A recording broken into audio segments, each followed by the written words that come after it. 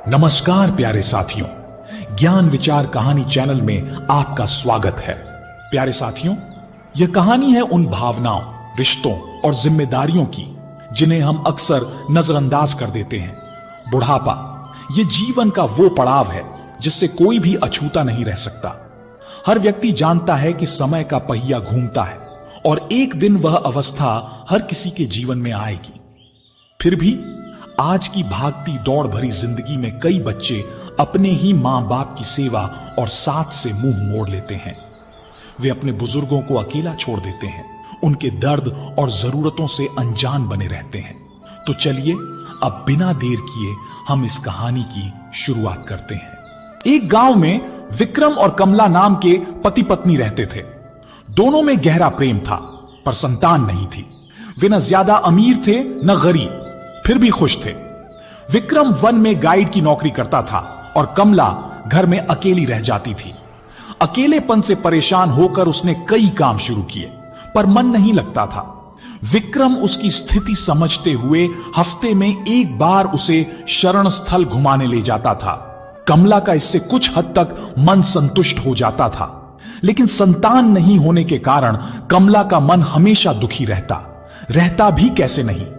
अगर घर में कोई बच्चा ना हो तो किसका मन नहीं करता उसे खिलाने के लिए, किसका मन नहीं करता अपने बच्चे को दुलारने के लिए। और संतान ना होने के कारण उसका दुखी रहना भी जायज था। आखिरकार वह कहते हैं ना, भगवान के घर देर है अंधेर नहीं। कुछ सालों बाद कमला ने एक प्यारे से बेटे को जन्म दिया। उस बच्चे के चेहरे पर जितनी मुस्कान थी, उससे कहीं ज्यादा कमला और विक्रम के चेहरे पर खुशी छाई हुई थी। उनकी खुशी का ठिकाना नहीं था। उस घर में जहां पहले कमला और विक्रम के होने के बावजूद भी एक सन्नाटा सा छाया रहता था, वह अब उस बच्चे की किलकारी का रूप ले लिया था। उस बच्चे की आवाज थी ही ऐसी कि कमला उसे कभी अपने से अलग नहीं करती थी।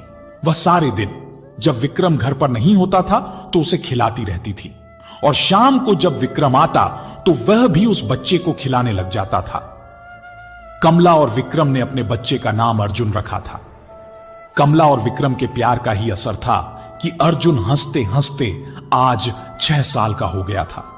विक्रम और कमला से अर्जुन को स्कूल जाने की बात कह रहा था, क्योंकि अर्जुन इतना समझदार हो गया था कि वह अपने आप ही लिख और पढ़ लेता था। लेकिन इतने पढ़ने से उसका कुछ नहीं होता।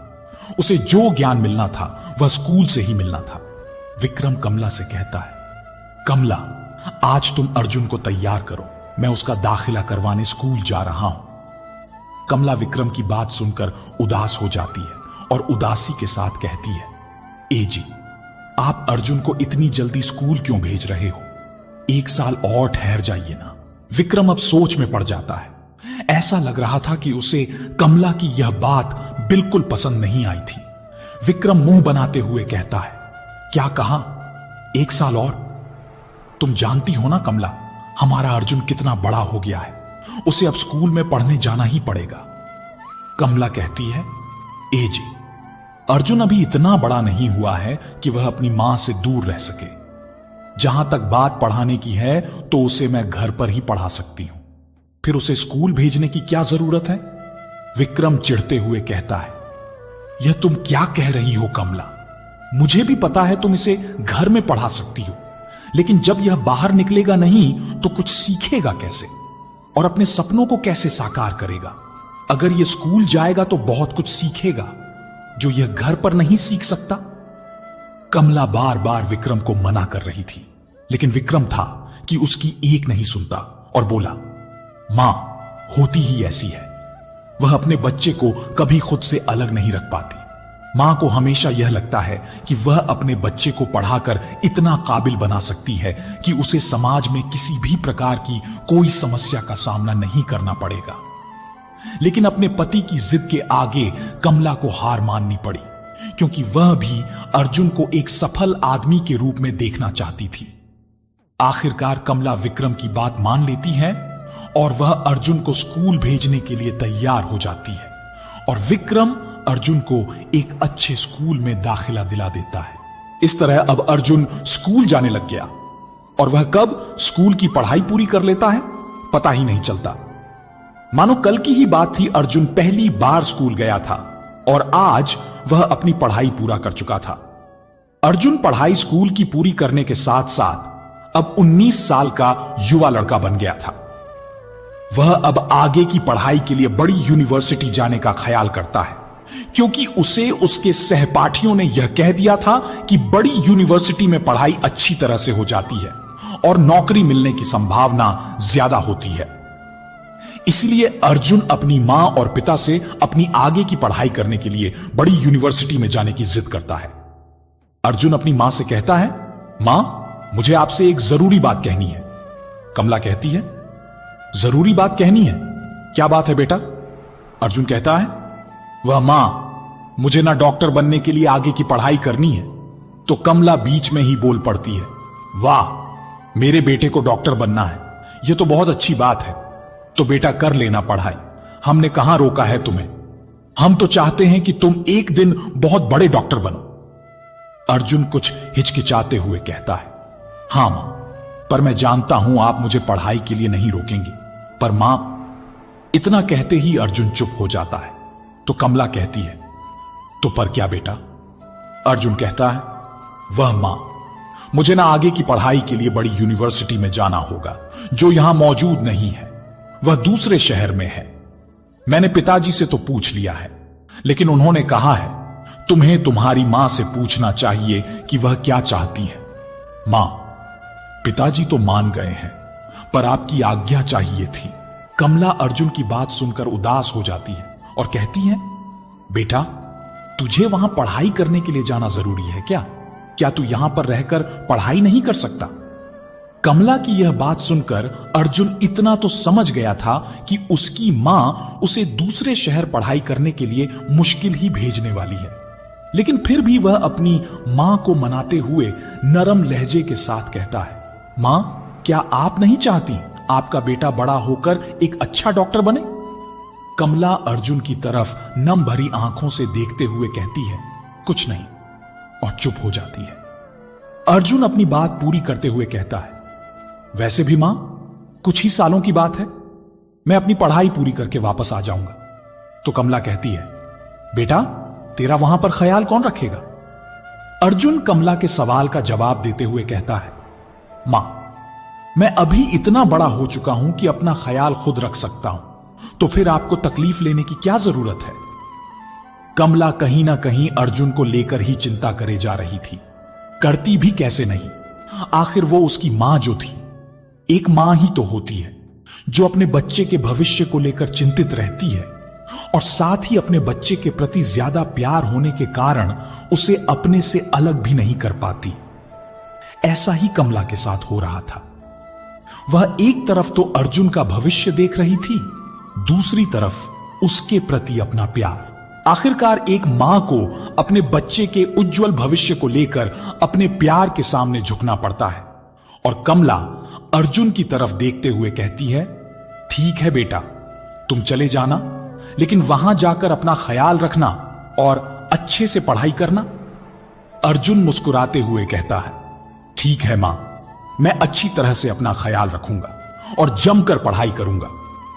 इतना कहते ही कमला अर्जुन को अपने गले लगा लेती है। अर्जुन अपने पिता से कहता है, पिताजी, आप ना कल मेरा एडमिशन करवा देना मेडिकल कॉलेज में। तो विक्रम कहता है, क्यों नहीं बेटा, कल ही जाकर मैं तुम्हारा एडमिशन मेडिकल कॉलेज में करवा दूंगा।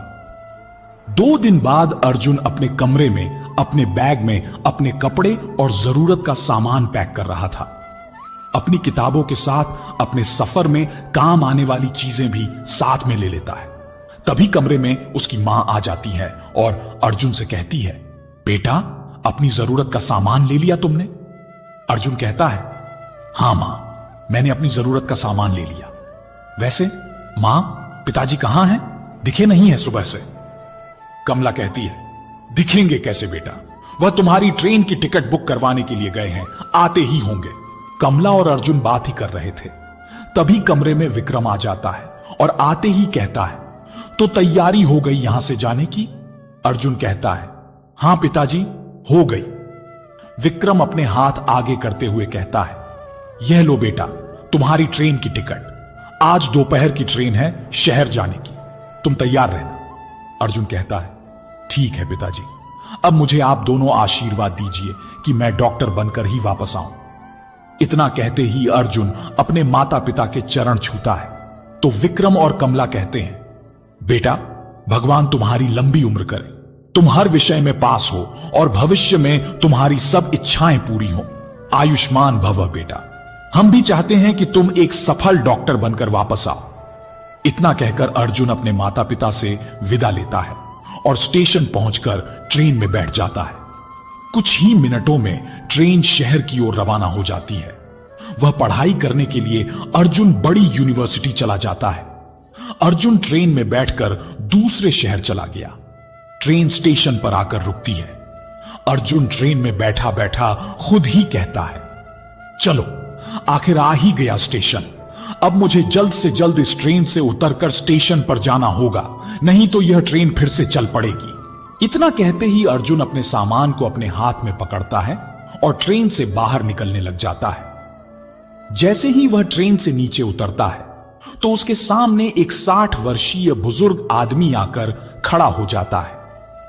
उस आदमी ने कुल्ली के कपड़े पहन रखे थे, जिससे पता चलता है कि वह स्टेशन पर कुल्ली का काम करता है। वह आदमी अर्जुन की तरफ देखते हुए कहता है, लाइए बाबूजी, आपका सामान मुझे दे दीजिए, मैं आपके सामान को आगे तक ले चलता हूं। अर्जुन मना करता हुआ कहता है, नहीं नहीं, रहने दीजिए, इस उम्र में आपको यह भारी सामान जो उठाना शोभा नहीं देता, मैं इसे अपने आप उठा लूंगा। वह आदमी कहता है, बेटा आज पहली बार थोड़ी उठा रहा हूं सामान, मुझे तो 15 साल हो गए हैं लोगों का सामान उठाते उठाते, यह मेरे लिए कोई नई बात नहीं है, लाइए मुझे सामान दीजिए। अर्जुन उस आदमी को बार बार सामान न उठाने के लिए कहता है, लेकिन फिर भी वह उसकी एक नहीं मानता है। आखिरकार अर्जुन भी उसकी बात मान लेता है। अर्जुन कहता है, ठीक है चलिए, एक काम कीजिए, आप ये छोटा वाला बैग उठा लीजिए और बड़ा वाला मैं उठा लेता हूं। वह आदमी कहता है, बाबूजी आप क्यों तकलीफ करते हो, मैं उठा लूंगा ये दोनों बैग। अर्जुन कहता है, मैंने कहा ना आप एक बैग उठा लीजिए। वह आदमी कहता है, पर बाबूजी। अर्जुन कहता है, मैंने आपकी एक बात मानी थी, अब आपको भी मेरी एक बात माननी होगी। इतना कहते ही वह आदमी अर्जुन के सामान का छोटा बैग उठाता है और अपने सिर पर रख लेता है। अर्जुन भी दूसरा बैग अपने कंधों पर रख लेता है और दोनों स्टेशन से बाहर निकलने लग जाते हैं। अर्जुन चलते चलते उस आदमी से कहता है, वैसे आपका नाम क्या है?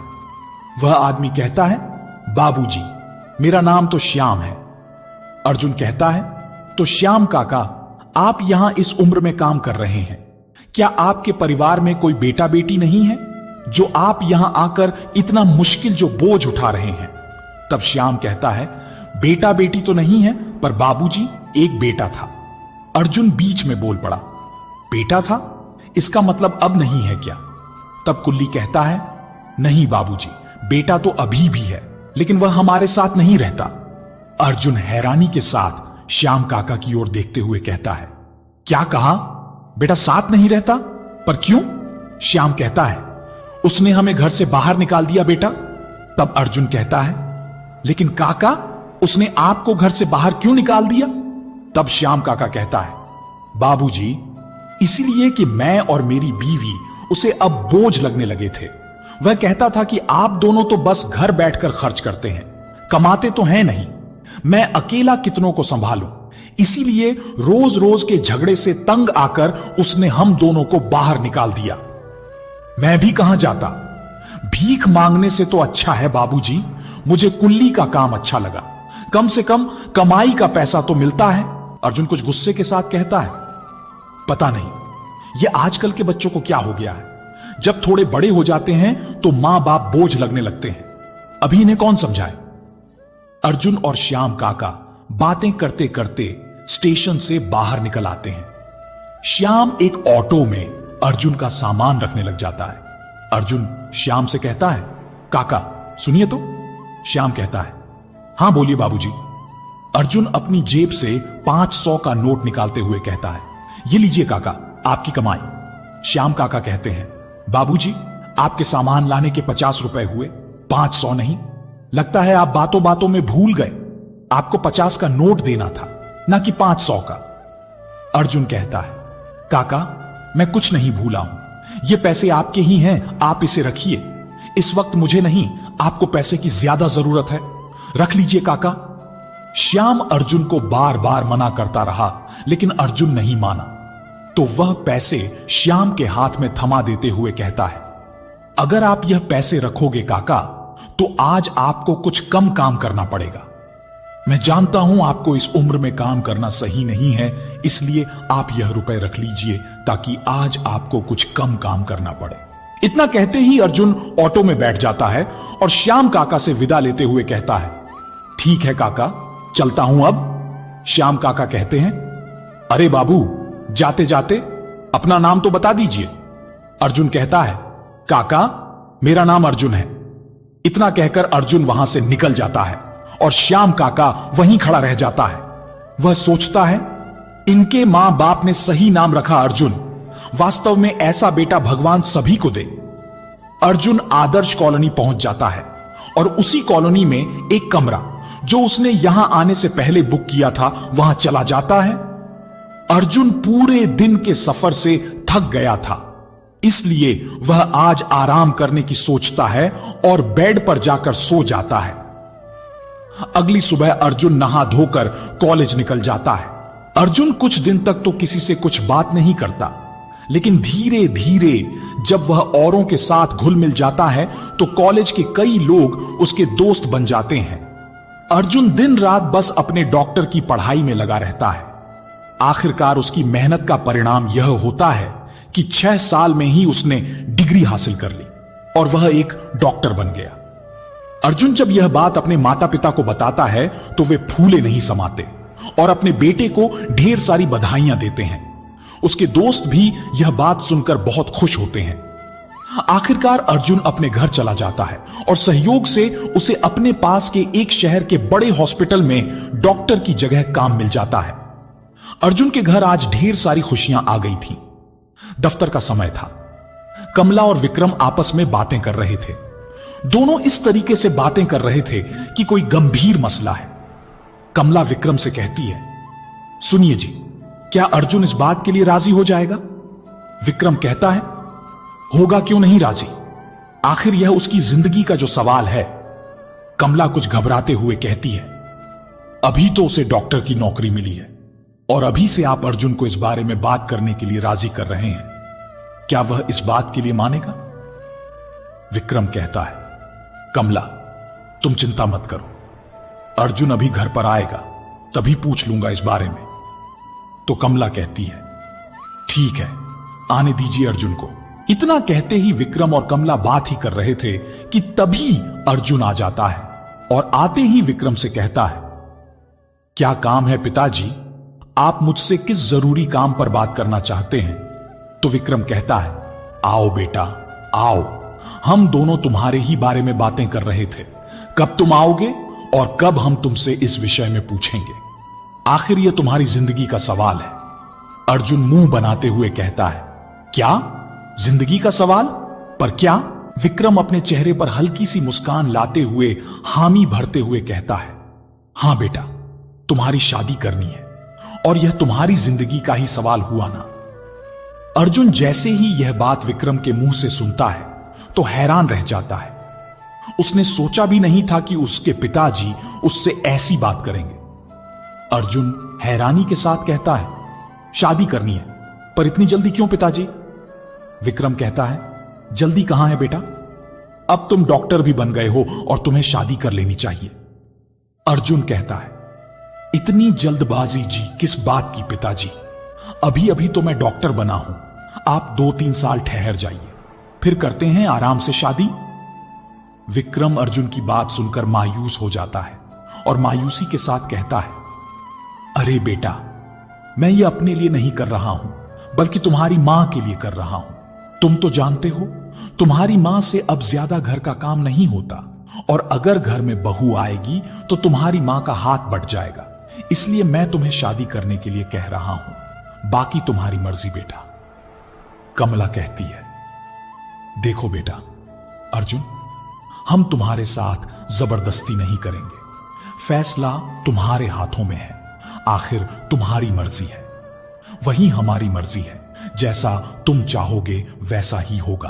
अर्जुन चुपचाप खड़ा रहता है, कुछ नहीं कहता, और कहता भी कैसे। आखिरकार लड़कों का जीवन होता ही ऐसा है। वह जब अपनी जिंदगी का थोड़ा बहुत जो कमाने की को लगते हैं तो जिम्मेदारी उन्हें अपने नीचे दबा लेती है। लड़के अपने कंधों पर परिवार की जिम्मेदारी और सुख लेकर जो चलते हैं, और आज उसके माता पिता की खुशी उसके फैसले पर जो टिकी थी, वह जानता था कि अगर आज उसने फैसला नहीं लिया तो उसके माता पिता की खुशी एक पल में गायब हो जाएगी। और हमेशा की तरह लड़के अपने दिल पर पत्थर रखकर फैसला ले लेते हैं। उसी तरह आज अर्जुन ने भी एक फैसला लिया जो उसकी जिंदगी को पूरी तरह बदल सकता था। अर्जुन एक लंबी सांस छोड़ते हुए कहता है, ठीक है पिताजी, शादी करने के लिए मैं तैयार हूं। अर्जुन की यह बात सुनकर विक्रम और कमला बहुत खुश होते हैं और खुशी के साथ कहते हैं, हमें तुमसे यही आशा थी बेटा। इतना कहते विक्रम अपनी पत्नी से कहता है, तो ठीक है कमला, मैं हमारे अर्जुन के लिए अच्छा सा रिश्ता ढूंढने निकल जाता हूं। कहीं ना कहीं तो हमारी होने वाली बहू मिलेगी। इतना कहते ही विक्रम हंसने लग जाता है। विक्रम हंसते हंसते ही कमरे से बाहर निकल जाता है। कुछ दिन बाद कमला और अर्जुन हॉल में बैठे हुए थे। तभी दरवाजा खटखटाने की आवाज आती है। अर्जुन जैसे ही दरवाजा खोलता है तो देखता है दरवाजे पर कोई और नहीं बल्कि उसके पिता विक्रम खड़े थे। विक्रम जैसे ही अर्जुन को देखता है तो उसे अपने गले से लगा लेता है और कहता है, कैसे हो अर्जुन बेटा? अर्जुन कहता है, ठीक हूं पिताजी, आप कैसे हैं? विक्रम कहता है, बेटा एकदम मस्त। इतना कहते ही विक्रम अंदर आने लग जाता है और हॉल में लगे सोफे पर आकर बैठ जाता है। कमला कहती है, कैसे हैं आप? विक्रम कहता है, ठीक हूं, तुम बताओ तुम कैसी हो? कमला कहती है, मैं तो एकदम ठीक हूं। इतना कहते ही विक्रम अपने बैग से मिठाई का डिब्बा निकालते हुए उसमें से एक लड्डू निकालता है और अपनी पत्नी कमला को खिलाते हुए कहता है, बधाई हो कमला, हमारे बेटे का रिश्ता मिल गया है। कमला लड्डू खाते ही कहती है, क्या क्या कहा आपने? हमारे अर्जुन का रिश्ता मिल गया, पर कहां? विक्रम कमला के सवाल का जवाब देते हुए कहता है, वहीं पास के ही शहर के पास में एक बड़ा सा शहर है ना, कांची के पास मधुपुरी, वहीं पर रिश्ता मिला है। कमला कहती है, यह तो बहुत अच्छी बात है। विक्रम अर्जुन की तरफ देखते हुए कहता है, लो बेटा तुम भी मिठाई खाओ, आखिरकार एक अच्छे और संस्कारी घर में जो रिश्ता मिला है। विक्रम अपने बैग में हाथ डालते हुए एक फोटो बाहर निकालता है और कमला को दिखाते हुए कहता है, देखो हमारी होने वाली बहू कितनी सुंदर है ना? कमला कहती है, बहुत सुंदर है, किसी की नजर ना लग जाए। कमला उस फोटो को अर्जुन को देते हुए कहती है, तुम बताओ अर्जुन बेटा, कैसी है लड़की? इतना कहते ही कमला लड़की की फोटो अर्जुन को दे देती है। अर्जुन उस फोटो को देखते ही मोहित हो जाता है और उसकी उस फोटो पर से नजर ही नहीं हट रही थी। कमला बार बार अर्जुन से कहती है, बताओ बेटा कैसी है? लेकिन अर्जुन को कुछ जवाब नहीं सूझ रहा था। वह तो बस फोटो को ही देखता रहता है। आखिर में कमला खड़ी होकर अर्जुन के पास आती है और कहती है, अब इस फोटो को ही देखते रहोगे या बताओगे भी कैसी है? अर्जुन हड़बड़ाहट में ही कहता है, मां बहुत अच्छी है। कमला कहती है, तो रिश्ता पक्का समझे। अर्जुन हां में सिर हिलाते हुए कहता है, हां मां, रिश्ता पक्का कर दीजिए। इतना कहते ही कमला और विक्रम कहते हैं, तो आप लड़की वालों को फोन कर दीजिए। कमला कहती है विक्रम से, हमें रिश्ता मंजूर है। विक्रम कहता है, मैं रिश्ता पक्का करके ही आया हूं, मुझे पता है मेरे बेटे की एक ही पसंद है। इतना कहते ही विक्रम हंसने लगता है। अर्जुन कहता है, पिताजी इस लड़की का नाम क्या है? तो विक्रम कहता है, इसका नाम मीना है। कुछ दिनों बाद अर्जुन और मीना की शादी हो जाती है। विक्रम अपने इकलौते बेटे की शादी बड़ी धूमधाम से करता है। आखिरकार शादी संपन्न हो जाती है और लोग कहते हैं कि शादी के कुछ महीने तक तो सब ठीक चलने लगता है, लेकिन उसके बाद दिक्कतें आनी शुरू हो जाती हैं। ऐसी ही दिक्कतें अब अर्जुन के परिवार में भी आनी शुरू हो गई थी। एक दिन अर्जुन अपने काम से बाहर गया था। तभी विक्रम की तबीयत अचानक खराब हो गई। उसके मुंह से खून की उल्टियां होने लगी। कमला जब विक्रम की ऐसी हालत देखती है तो घबरा जाती है और घबराते हुए कहती है, हे भगवान, यह क्या हो रहा है आपको? और आप मेरे साथ हॉस्पिटल चलिए, आपका इलाज करवाना है। इतना कहते कमला विक्रम को एम्बुलेंस में बिठाकर पास के अस्पताल ले जाती है। जब वह एम्बुलेंस से हॉस्पिटल जा रही थी तो कमला अर्जुन को फोन करके हॉस्पिटल बुला लेती है। विक्रम को हॉस्पिटल पहुंचते ही इमरजेंसी वार्ड में ले जाया जाता है। विक्रम को लाए हुए 1 घंटा ही हुआ था कि तभी हॉस्पिटल में अर्जुन पहुंच जाता है। अर्जुन हॉल में अपनी मां से कहता है, मां, क्या हो गया पिताजी को? कमला भीना में सिर हिलाते हुए कहती है, बेटा, पता नहीं तेरे पिता को क्या हो गया है। वह अचानक से खून की उल्टियां करने लगे, इसीलिए मैं घबरा गई थी। मैं नहीं चाहती कि इनकी तबीयत और बिगड़े, इसलिए मैं पहले हॉस्पिटल लेकर आ गई। विक्रम को जिस हॉस्पिटल में भर्ती कराया गया था, उसी हॉस्पिटल में अर्जुन डॉक्टर की नौकरी करता था। इसलिए आते ही सबसे पहले वह इमरजेंसी वार्ड में जाता है, जहां उसके पिता को लाया गया था। अर्जुन को इमरजेंसी वार्ड में गए हुए 1 घंटा हो गया था। 1 घंटे बाद जब वह बाहर आता है तो उसकी मां आते ही अर्जुन से पूछती है, क्या हुआ बेटा, तेरे पिताजी अब कैसे हैं? तो अर्जुन उदासी के साथ कहता है, मां, पिताजी अभी ठीक हैं, आराम कर रहे हैं। कमला कहती है, पर हुआ क्या बेटा? तो अर्जुन कहता है, मां, पिताजी को कैंसर की बीमारी है, इसलिए आज उन्हें खून की उल्टियां आई थी। कमला हैरानी के साथ कहती है, क्या कहा? कैंसर की बीमारी है, लेकिन उन्हें यह बीमारी कब हुई? अर्जुन कहता है, मां, वह तो पिताजी को ही पता है कि उन्हें यह बीमारी कब हुई, लेकिन यह उनकी आखिरी स्टेज है, इसके बाद तो शायद ही वो बच पाएंगे। कमला रोते हुए कहती है, नहीं नहीं, ऐसा मत कह बेटा, ऐसा नहीं हो सकता, यह सब झूठ है, कह दो बेटा। अर्जुन नरम लहजे के साथ कहता है, मां, यह झूठ नहीं है, पिताजी को कोई छोटी मोटी बीमारी नहीं है, उन्हें कैंसर है। यह वो बीमारी है जिससे शायद ही आज तक कोई बच पाया हो। दुनिया में 2-3% लोग ही ऐसे हैं जो इस बीमारी से बच जाते हैं, बाकी सब इससे लड़ते लड़ते मर जाते हैं। कमला जब यह बात सुनती है तो उसे अर्जुन की बात पर एक पल के लिए भी भरोसा नहीं होता, लेकिन आखिरकार उसे मानना ही पड़ता है कि विक्रम जिस बीमारी से जूझ रहा है वो कोई साधारण बीमारी नहीं है, बल्कि वो दुनिया की सबसे खतरनाक बीमारी है। आखिरकार उसे भी अर्जुन की बात कहीं हुई, कहीं ना कहीं सच लगने लगती है, इसलिए वह कुछ नहीं कहती, बस रोती रहती है। अर्जुन अपनी मां को कहता है, मां, पिताजी को अब कुछ दिन यहीं पर भर्ती रखना पड़ेगा। आप उन्हें यह मत बताना कि उन्हें कैंसर है, नहीं तो इसके बारे में सोच सोच कर वह ज्यादा टेंशन लेंगे, इसलिए आप उनसे कुछ मत बताइएगा मां। कमला कहती है, कुछ नहीं कहती, बस हां में सिर हिला देती है। अर्जुन कहता है, आप चिंता मत कीजिए मां, मैं पिताजी को जरूर ठीक कर दूंगा, बस आप मुझ पर विश्वास रखना। विक्रम को अब आईसीयू में आराम करने के लिए लाया जाता है। कमला जब उसके पास जाती है तो उसके आंसू उसकी आंखों में से थमने का नाम नहीं लेते। वह बस विक्रम की ऐसी हालत देखकर रोई जा रही थी। रोती भी कैसे नहीं, आखिर वह उसकी पत्नी जो थी। एक पत्नी पति हमेशा दूसरे के सुख दुख के साथ निभाने वाले होते हैं, एक दूसरे के दुख सुख के भागीदार होते हैं, लेकिन आज उसका साथी कमजोर पड़ रहा था, जिसके कारण उसका दुख कम होने के बजाय बढ़ते ही जा रहा था। कमला रो रही थी। तभी विक्रम को होश आ जाता है और वह होश में आते ही दर्द भरी आवाज में कहता है, कमला। कमला झट से अपने आंसू पोंछती है और कहती है, हां जी, क्या हुआ? आप ठीक तो हैं ना? क्या चाहिए आपको? विक्रम दर्द भरी आवाज में कहता है, कमला, अर्जुन कहां है? दिखाई नहीं दिया। तो कमला कहती है, वह अभी अभी यहां से गया है आपकी दवाई लेने को। वो कह रहा था कि दूसरे शहर जा रहा हूं।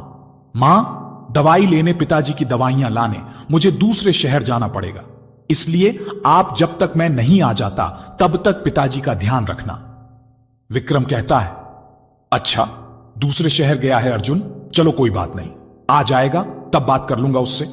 तो कमला विक्रम को कहती है, आप आराम कीजिए, जब आपको छुट्टी मिल जाएगी तब आराम से बात करते रहना। अर्जुन क्या कहीं भागा जा रहा है? धीरे धीरे 5 दिन बीत जाते हैं। 5 दिन बाद विक्रम को हॉस्पिटल से छुट्टी मिल जाती है। अर्जुन उसे अपने साथ घर ले आता है। घर पहुंचकर अर्जुन अपने पिता को उनके कमरे में आराम करने के लिए बिस्तर पर सुला देता है और बाहर आकर अपनी मां से कहता है, मां, मैंने पिताजी को दवाइयां लाकर दे दी हैं। अगर वह दवाइयां 3 महीने लगातार दी जाएंगी तो जल्दी ठीक हो जाएंगे, इसलिए आप उन्हें समय से दवाइयां देते रहना। कमला कहती है, ठीक है बेटा, मैं तुम्हारे पिताजी को दवाइयां समय से देती रहूंगी, तुम इसकी चिंता मत करना बेटा। अर्जुन कहता है, मां, ये दवाइयां बहुत ही महंगी हैं, इसलिए आप सही ढंग से पिताजी को दवाइयां देना, नहीं तो पैसा बेकार चला जाएगा और पिताजी की हालत में भी सुधार नहीं होगा। कमला कहती है, ठीक है बेटा, मैं सही तरीके से दवाई दूंगी। और ऐसे ही 1 महीना बीत जाता है और विक्रम की हालत ठीक होने के बजाय दिन पर दिन बिगड़ती जा रही थी। शुरुआत में तो अर्जुन को अपने पिता की दवाई का खर्चा ज्यादा नहीं लगा, लेकिन बाद में अगले महीने उसकी तनख्वाह के पैसे ऐसे खर्च होते जैसे सूखे रेगिस्तान में पानी। उसे पता ही नहीं चलता था कि कब उसकी तनख्वाह मिलती है और कब उसका पैसा खर्च भी हो जाता है। अकेले उसके पिता की दवाई पर उसकी तनख्वाह का आधा पैसा खर्च हो जाता था। अर्जुन अब चिड़चिड़ा रहने लगा, क्योंकि अब उसके ऊपर घर की सारी जिम्मेदारी आ गई थी, जिस कारण उसका स्वभाव भी चिड़चिड़ा हो गया था। क्योंकि पहले उसका पिता उसके साथ कमाता था, जिस कारण उसे घर के खर्च का कोई अंदाजा नहीं था। उसका पिता विक्रम बीमार होने के बाद से ही कमाने की जगह खर्च करने पर आ गया था। इतनी सारी मुसीबतों में अर्जुन बुरी तरह फंस चुका था। उसके पास निकलने का अब कोई रास्ता नहीं था, इसीलिए वह एक दिन एक ऐसा फैसला करता है कि उसके माता पिता का जीवन पूरी तरह से बदलने वाला था। अर्जुन के चेहरे पर अब उदासी हर समय छाई रहती थी, जिस कारण उसका पूरा दिन खराब हो जाता था। वह हॉस्पिटल जाता मुंह लटकाए और वापस भी आता मुंह लटकाए हुए। उसके चेहरे पर एक अलग सा गुस्सा छाया रहता था। वह अब घर पर छोटी छोटी बातों पर लड़ता रहता था। जिस पत्नी के साथ वो शाम को घर पर आकर अच्छी अच्छी बातें किया करता था, हां, अब झगड़े शुरू हो गए थे। और होते भी क्यों नहीं, जब आदमी के पास कुछ नहीं होता है और कुछ होने के बाद भी अधूरापन लगता है, तो वह उन सारी बातों को भूल जाता है जो उसकी जिंदगी के हसीन पल थे। आज अर्जुन को भी कुछ ऐसा ही हाल था। वह घर की समस्याओं से इस प्रकार उलझ गया था कि उससे बाहर ही नहीं निकल पा रहा था। अर्जुन और मीना के बीच अब इतनी दूरियां बढ़ने लगी थीं कि अक्सर उनके बीच झगड़े होने लगते। अर्जुन इन सब से छुटकारा पाने के लिए शराब का सहारा लेता, जिस कारण उसे कुछ पल के लिए शांति मिल जाती, लेकिन उसके बाद वही मुसीबत सामने दिखाई देती। एक दिन अर्जुन जब काम से वापस घर आता तो वह सबसे पहले अपने पिताजी के पास जाता था। वह देखता था कि उसके पिताजी की हालत में सुधार है कि नहीं, इसलिए वह बिना कुछ कहे वहां से बाहर निकल जाता था और अपने कमरे में आ जाता था। जब वह अपने कमरे में आता तो देखता कि कमरे में मीना बेड पर बैठी प्लास्टिक के फूलों की माला तैयार कर रही थी। मीना जैसे ही अर्जुन को अंदर आते हुए देखती है तो कहती है, आ गए आप?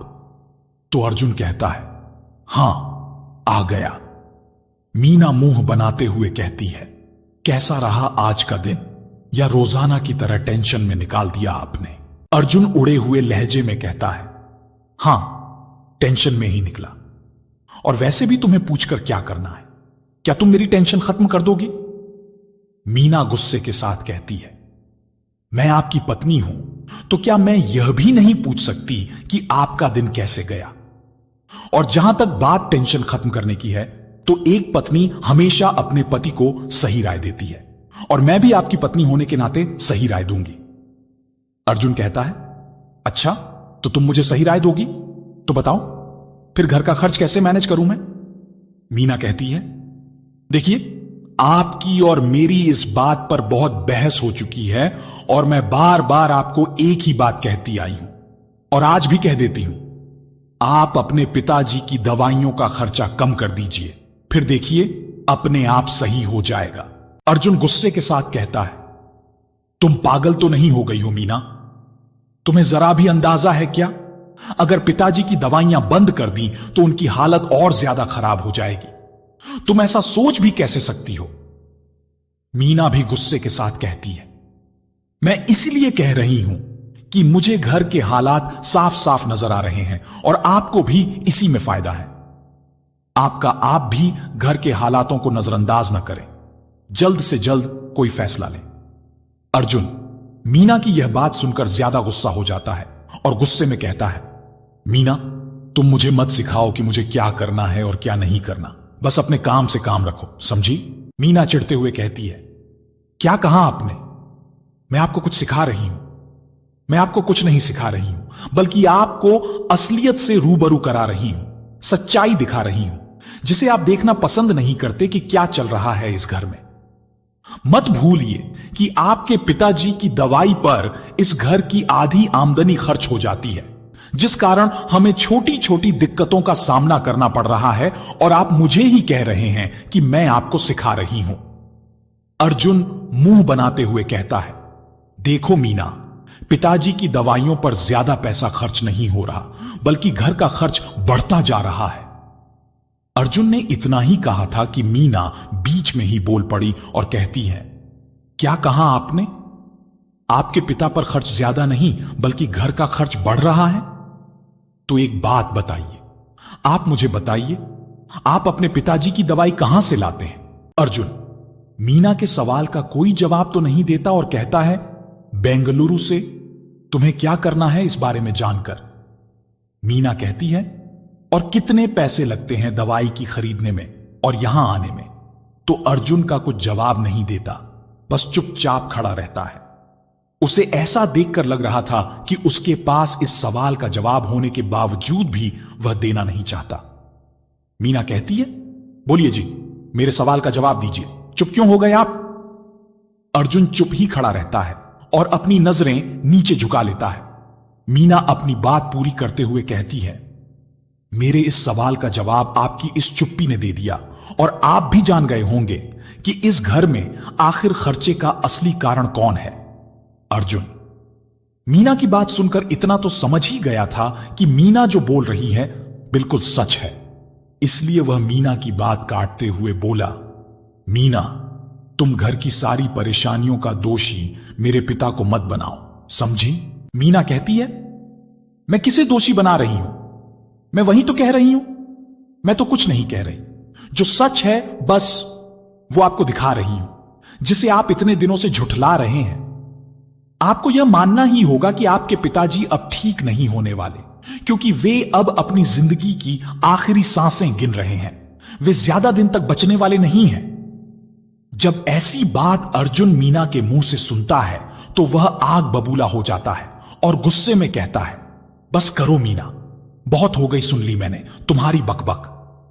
अब इससे आगे एक लफ्ज और नहीं। मैंने सोचा था तुम मेरी पत्नी हो, इसलिए तुम मेरे पिता को अपना पिता मानोगी, लेकिन तुमने तो उन्हें एकदम से पराया कर दिया। मीना जो अर्जुन का यह रुद्र रूप देखती है तो घबरा जाती है और बस अर्जुन को देखती रह जाती है। वह जानती थी अगर इससे आगे कुछ कहा तो मामला और बढ़ सकता है, इसलिए मीना को चुप रहने में भलाई लगी और दोनों के बीच चुप्पी छा गई। मीना चुपचाप बेड पर जाकर सो जाती है और अर्जुन भी उस बेड पर जाकर सो जाता है। अर्जुन घर की बालकनी में बैठा हुआ सोच रहा था कि वह अपने पिता की दवाई कैसे बंद कर दे और उसे अपनी पत्नी की बात माननी चाहिए या नहीं। यही बार बार सोचकर अर्जुन परेशान होता जा रहा था। अर्जुन शराब की आधी से ज्यादा बोतल पी गया था, लेकिन वह अभी भी यह फैसला नहीं कर पाया कि उसे क्या करना चाहिए। इसलिए वह मन ही मन सोचता है, अगर मीना का कहना सही है तो घर के बुरे हालातों का जिम्मेदार कोई और नहीं, मेरे पिता की दवाई का खर्चा है। मुझे किसी तरह बस दवाई का खर्चा कम करना है, लेकिन समझ नहीं आ रहा कैसे। अगर मैंने दवाई कम कर दी तो उनकी हालत और खराब हो जाएगी और ऐसा कभी नहीं चाहूंगा मैं, पर समझ नहीं आ रहा क्या करूं। अर्जुन ने जब शराब की बोतल आधी से ज्यादा खाली कर दी तो उसे पूरी पी गया और सिगरेट के नए पैकेट को खोलकर एक सिगरेट निकाली, जलाकर उसके कस खींचने लगा। अर्जुन सिगरेट पीता रहता था और मन ही मन उस वाक्य को सोचने लगता जब उसके और मीना के बीच एक एक दिन इस बात के लिए काफी कहासुनी भी हुई थी। अर्जुन सोचते सोचते उस पल में चला गया जब अर्जुन से मीना इस बात पर झगड़ा करती थी, लेकिन अर्जुन अपनी जिद पर अड़ा था कि वह अपने पिता को इस तरह मरने के लिए नहीं छोड़ सकता। मीना कहती है, देखिए आप ये जिद छोड़ क्यों नहीं देते हैं कि आपके पिता अब ठीक नहीं होने वाले और बेकार में उन पर इतना खर्चा कर रहे हैं। अर्जुन गुस्से के साथ कहता है, मीना तुम क्या बक रही हो, तुम ऐसे सोच सकती हो। मीना सोचती है और पलटकर वह जवाब देती है, देखिए मैं इसलिए कह रही हूं क्योंकि मुझे साफ साफ दिखाई दे रहा है उनकी हालत में कोई सुधार नहीं होगा और दिन पर दिन उनकी हालत खराब होती जा रही है। मुझे नहीं लगता कि वे अब बच पाएंगे। अर्जुन जैसे ही यह बात मीना के मुंह से सुनता है उसे बहुत तेज गुस्सा आने लगता है। गुस्से में उसका चेहरा लाल हो जाता है। अर्जुन तेज आवाज में कहता है, मीना अपना मुंह बंद रखो, इससे पहले कि मैं भूल जाऊं कि तुम मेरी पत्नी हो, इसलिए इसके आगे एक और लफ्ज भी नहीं। मीना जब अर्जुन का यह गुस्सा देखती है तो घबरा जाती है, जैसे उसे अर्जुन के इस रवैये से डर लग रहा हो। इसलिए वह बिना बोले चुपचाप खड़ी रहती है और कुछ नहीं कहती। अर्जुन और मीना के बीच एक गहरी खामोशी पसर जाती है। जब काफी देर के बाद उन दोनों में कोई नहीं बोलता तो अर्जुन शांत लहजे के साथ कहता है, मैं जा रहा हूं हॉस्पिटल, शाम को जल्दी आ जाऊंगा। मीना कुछ नहीं कहती, बस अर्जुन को देखती रहती है। वो कहती भी कैसे, क्योंकि आज उसकी आवाज उसके पति ने जो दवा ली थी उसे लग रहा था कि जो अर्जुन उसे पहले कितना प्यार करता था आज उस पर गुस्सा करने से भी नहीं कतरा। इतना कहते ही अर्जुन उस कमरे से बाहर निकल गया और अपने काम पर चला गया। अर्जुन यह सब बातें करते उस पल से बाहर आ जाता है और उस वक्त वो घर की बालकनी में बैठा शराब पी रहा था। वो सिगरेट जो उसने कुछ वक्त पहले ही सुलगाई थी वह भी बुझ गई थी। अर्जुन उस सिगरेट को फिर से जलाता है और 2-3 कश में पूरी पी जाता है। अर्जुन खुद से कहता है, मुझे लगता है मीना बिल्कुल सही कह रही है, मुझे पिताजी की दवाई बंद करनी होगी। अगर मैंने बंद नहीं की तो एक दिन मैं सड़क पर आ जाऊंगा। पिताजी की दवाई बहुत महंगी है, मैंने उनकी दवाई के लिए बैंक से लोन भी ले रखा है। अगर मैंने वो लोन भी नहीं भरा तो पता नहीं बैंक वाले मेरे साथ क्या करेंगे। अर्जुन इतना सोचकर कहता है, मुझे मां को जाकर सब कुछ बताना होगा, हां यही सही होगा। इतना कहते ही अर्जुन कुर्सी पर से खड़ा होता है और उस कमरे की तरफ कदम बढ़ाने लगता है जहां उसकी मां उसके पिता की देखभाल कर रही थी। अर्जुन जैसे ही कमरे के अंदर जाता है तो देखता है उसकी मां उसके पिता विक्रम के पास बैठी हुई थी। जैसे ही हर पत्नी अपने पति के बीमार होने का ख्याल रखती है, उसकी मां भी रख रही थी। वह उनकी हर छोटी मोटी चीजों का ध्यान रखती थी और इस वक्त कमला जी वही कर रही थी। वह एक अच्छी पत्नी की तरह विक्रम का ख्याल रख रही थी। कमला विक्रम के पास बैठी हुई थी। तभी कमरे में अर्जुन आ गया और कमला का ध्यान विक्रम पर था, इसलिए उसे पता ही नहीं चला कि उसके कमरे में कोई आया है। अर्जुन कमला के पास जाकर कहता है, मां मुझे आपसे कुछ जरूरी बात कहनी है। कमला अर्जुन की बात सुनकर कहती है, आ गए अर्जुन बेटा, कैसे आना हुआ बेटा? अर्जुन कहता है, मां मुझे आपसे कोई जरूरी बात करनी है। कमला जब अर्जुन की बात सुनती है तो समझ जाती है कि अर्जुन ने शराब पी रखी है। उसे यह भी पता था कि आज उसका पहला दिन नहीं है जब अर्जुन ने शराब पी रखी थी। उसने तो उस दिन से शराब पीना शुरू कर दिया था जब से उसके पिता बीमार हुए थे। उसकी टेंशन बढ़ गई थी। अक्सर जब कमला अर्जुन से मिलती थी तो उसे पता ही चल जाता था कि अर्जुन ने शराब पी रखी है। आखिर पता भी कैसे नहीं चलता? वह उसकी मां थी। एक मां को अपने बेटे के बारे में बिना बताए सब कुछ पता चल जाता है। कमला को भी यह पता चल गया था कि अर्जुन शराब क्यों पीता था। उसे पता था कि विक्रम के बीमार होने के बाद घर की सारी जिम्मेदारी अर्जुन के ऊपर जो आ गई है, इसलिए कमला अर्जुन को शराब के लिए कुछ नहीं कहती थी।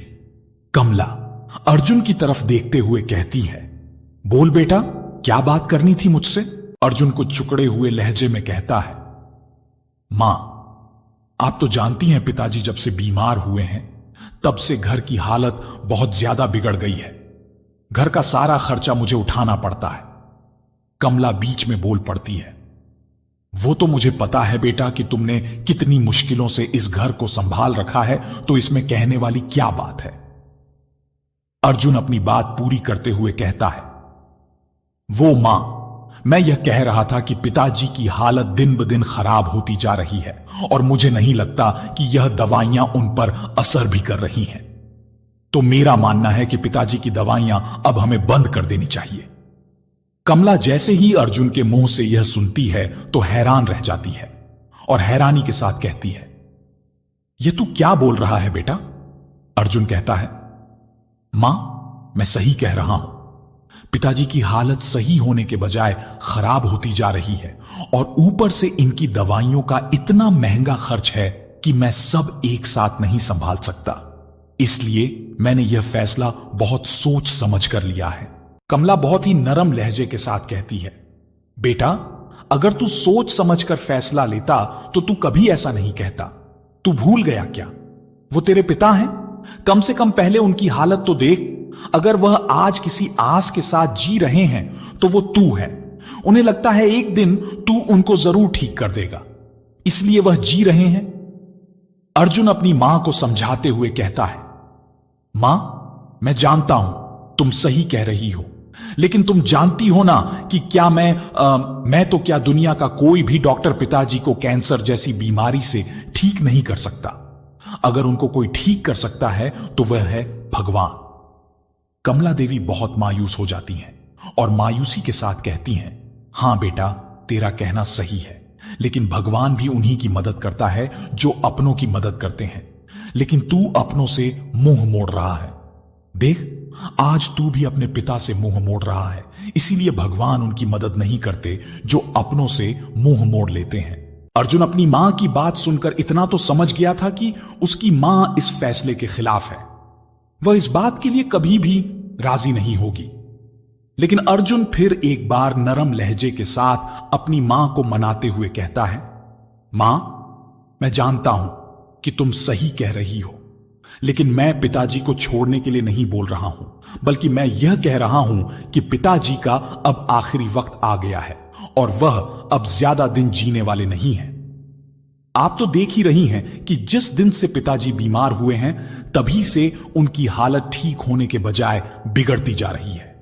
मैं यह चाहता हूं कि हमें अब उनकी दवाइयों पर और ज्यादा खर्च नहीं करना चाहिए, बल्कि हमें पिताजी को उनके हाल पर छोड़ देना चाहिए। कमला देवी अपने बेटे की बातें सुनती हैं तो उनकी आंखों में आंसू आ जाते हैं। वो रोते हुए कहती हैं, बेटा, मैंने आज तक तुमसे कुछ नहीं मांगा, लेकिन आज मांग रही हूं। बेटा, तू अपने पिता को इस तरह मरने की हालत में मत छोड़, नहीं तो वह क्या सोचेंगे। अर्जुन कुछ उखड़े हुए लहजे में कहता है, मां, पिताजी को जो भी सोचना है सोचने दीजिए, लेकिन मैं अब उनको और दवाइयां नहीं दिला सकता। मैं थक गया हूं मां, इन खर्चों को पूरा करते करते। मैंने इनकी दवाई के खर्चे को पूरा करने के लिए बैंक से लोन तक ले लिया है, लेकिन इनकी हालत में सुधार ही नहीं हो रहा। तो मैं क्या करूं मां? लेकिन बस, अब बहुत हो गया। मुझे जितना करना था मैं पहले ही कर चुका हूं। कमला देवी अर्जुन को एकटक देखने लग जाती हैं और गुस्से के साथ कहती हैं, बेटा, तू बहुत बड़ा डॉक्टर है ना, तो तू तो बड़ी बड़ी बीमारियों को ठीक कर देता है, तो क्या तेरे पिताजी की बीमारी को ठीक नहीं कर सकता? अर्जुन अपनी मां की जिद देखकर गुस्सा आने लगा और वह गुस्से में पलटकर जवाब देता है, हां मां, मैं ठीक कर सकता हूं उन बीमारियों को, क्योंकि उनका इलाज है, लेकिन मैं इनकी इस बीमारी को ठीक नहीं कर सकता। मैं तो क्या, कोई भी डॉक्टर इन्हें ठीक नहीं कर सकता। कमला अर्जुन पर भिन्ना हुई कहती है, तो तू कहना क्या चाहता है? साफ साफ कहना। अर्जुन कहता है, यही कि मैं अब पिताजी की दवाइयां बंद कर रहा हूं, अब मैं उनका और खर्चा नहीं उठा सकता हूं। कमला जब अर्जुन की यह बात सुनती है तो उसकी आंखें, जो थोड़ी देर पहले ही नम थीं, उनमें और ज्यादा आंसू बहने लग जाते हैं। उन आंखों से बड़ी बड़ी आंसुओं की बूंदें झलक कर नीचे गिर पड़ती हैं। कमला रोते हुए नरम लहजे में कहती है, तू ऐसा मत कर बेटा, वह तेरे पिता हैं, तू उन्हें इस हालत में मत छोड़, नहीं तो वह मर जाएंगे। इतना कहते कमला रोते हुए जमीन पर बैठ जाती है और आंसू बहाने लगती है। अर्जुन भी कड़वाहट भरे लहजे में कहता है, मर जाते हैं तो मरने दो ना मां, वैसे भी ये बचने वाले नहीं हैं। इनकी उम्र जो हो गई है और जिनकी उम्र हो जाती है वो जीते नहीं बल्कि मरते हैं। कमला जब यह बात अर्जुन के मुंह से सुनती है तो हैरान रह जाती है। उसे विश्वास नहीं हो रहा था कि उसके सामने उसका बेटा अर्जुन खड़ा था। वो अर्जुन जो बचपन से ही कहता था कि मां, बड़ा होकर एक दिन मैं बड़ा डॉक्टर बनूंगा और आपको और पिताजी को कोई तकलीफ नहीं आने दूंगा। मां, पिताजी, आपकी हर बीमारी का इलाज मैं करूंगा, आपको कभी बीमार नहीं होने दूंगा। वो अर्जुन आज अपने पिता के बारे में ऐसा कह रहा था। यह सुनकर कमला फूट फूट कर रोने लगती है।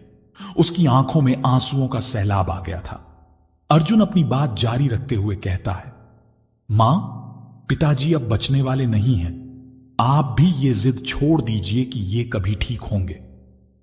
इतना कहते अर्जुन बिना कुछ बोले कमरे से बाहर निकल जाता है और अपने कमरे में चला जाता है। कमला वहीं पर बैठी रोती रहती है। वह अर्जुन की कही गई बातों को याद करती रहती है, जिससे उसके आंसू थमने का नाम नहीं ले रहे थे। लेते भी कैसे? जिसे आप खुद से ज्यादा प्यार करते हो, वो आपका दिल दुखा जाए तो किसकी आंखों में आंसू नहीं निकलते। और आज कमला जिस बेटे को हद से ज्यादा प्यार करती थी, उसने उसका दिल दुखाया था। वह करती भी क्या? वो भगवान तो थी नहीं कि एक पल में सब कुछ ठीक कर दे, लेकिन वह बस अर्जुन की बातों को याद करके रो सकती थी। कमला रो रही थी, तभी विक्रम की दर्द भरी आवाज आई। कमला जैसे ही यह बात सुनती है, वह घबरा जाती है और घबराते हुए अपने आंसू पोंछती है और वहां से खड़ी होकर विक्रम के पास आकर बैठ जाती है और हड़बड़ाहट के साथ कहती है, क्या हुआ जी? आपको कुछ चाहिए क्या? विक्रम दर्द भरी आवाज में कहता है, कमला, तुम रो रही हो? तो कमला हिचकते हुए कहती है, मैं कहां रो रही थी, आपको वहम हुआ होगा। विक्रम मायूस होकर कहता है, अच्छा तो अर्जुन किस लिए आया था? तो कमला विक्रम से नजर फेरते हुए कहती है, वो अर्जुन क्या, वो आपकी तबीयत देखने आया था। वो देख रहा था कि आपकी तबीयत कैसी है। विक्रम दर्द भरी आवाज में कहता है, तबीयत देखने आया था या दवाइयां बंद करवाने? कमला जब यह बात विक्रम के मुंह से सुनती है तो उसे पता चल जाता है कि विक्रम उसके और अर्जुन के बीच की हुई सब बातों को सुन रहा था। उसे सब बातें पता चल गई, लेकिन फिर भी वह बात को घुमाते हुए कहती है, अर्जुन नशे में था जी, इसलिए वह ऐसा बोल रहा था। आप उसकी बात पर भरोसा मत कीजिए, वह ऐसा कुछ नहीं करेगा। विक्रम कमला को एक तक देखते हुए कहता है, शांत लहजे में, बिल्कुल, तुम्हें पता है कमला, इस दुनिया में कोई भी आदमी झूठ बोल सकता है, लेकिन नशा एक ऐसी चीज है जो सच को बाहर निकाल देता है। आखिरकार अर्जुन का सच, जो इतने दिनों से वह दिल के अंदर दबाए बैठा था, वह बाहर निकलना ही था। कमला कुछ नहीं बोलती, बस विक्रम को एक तक नजरों से देखती रहती है। विक्रम अपनी बात जारी रखते हुए कहता है, वैसे अर्जुन सही तो कह रहा था कमला, इस बीमार शरीर को दवाइयां देने से क्या फायदा? एक ना एक दिन तो मुझको इस शरीर का साथ छोड़ना ही पड़ेगा। कमला रोते हुए कहती है, ऐसा कुछ नहीं है जी, वह नशे में था इसलिए ऐसी बातें कर रहा था। विक्रम कहता है, कमला, लोग होश में सच नहीं बोल पाते, लेकिन नशे में सच बोल जाते हैं। तुम कैसे कह सकती हो कि अर्जुन झूठ बोल रहा था? कमला रोती रहती है, बस विक्रम की बातों को सुनती रहती है। विक्रम फिर कमला की तरफ मायूस भरी निगाहों से देखता है और कहता है, देखो कमला, अर्जुन की बात में कहीं ना कहीं सच छिपा है। मैं बीमार हुआ तो इसमें उसका कोई दोष नहीं है। सारा दोष मेरा ही था कि मैंने जानते हुए भी अपनी इस बीमारी का पहले इलाज नहीं करवाया, क्योंकि मैं सोचता था कि बाद में करवा लूंगा, लेकिन बाद का समय अब निकल चुका है। कमला विक्रम की ओर एकटक नजर से देखती हुई कहती है, यह आप क्या कह रहे हैं जी? आपको इस बीमारी के बारे में पहले से पता था, तो इसका इलाज क्यों नहीं करवाया और आपने हमसे इतनी बड़ी बात क्यों छुपाई थी? विक्रम कमला की तरफ देखता हुआ कहता है, कमला, ये उन दिनों की बात है जब मैं रोजाना की तरह अभयारण्य में गया था, लेकिन वहां पहुंचकर मेरी तबीयत अचानक खराब हो गई थी। इस कारण मैं वहां से छुट्टी लेकर वापस आ गया था और अगले दिन तुमने मुझसे कहा था कि आप हॉस्पिटल जाकर जांच करवा आना और साथ में दवाई भी लेते आना। जब मैं हॉस्पिटल में जांच करवाने पहुंचा तो इतना कहते ही विक्रम उस पल को याद करने लगता है जब विक्रम डॉक्टर के केबिन की तरफ कदम बढ़ा रहा था। डॉक्टर का केबिन ज्यादा दूर नहीं था, इसलिए विक्रम को हॉस्पिटल में डॉक्टर के पास पहुंचने में ज्यादा समय नहीं लगा था। विक्रम डॉक्टर के केबिन में घुसते ही कहता है, क्या मैं अंदर आ सकता हूं डॉक्टर साहब? विक्रम डॉक्टर आकाश को अच्छी तरह से जानता था। विक्रम और डॉक्टर आकाश बचपन के पक्के मित्र थे। वे दोनों बचपन में एक साथ पढ़े थे।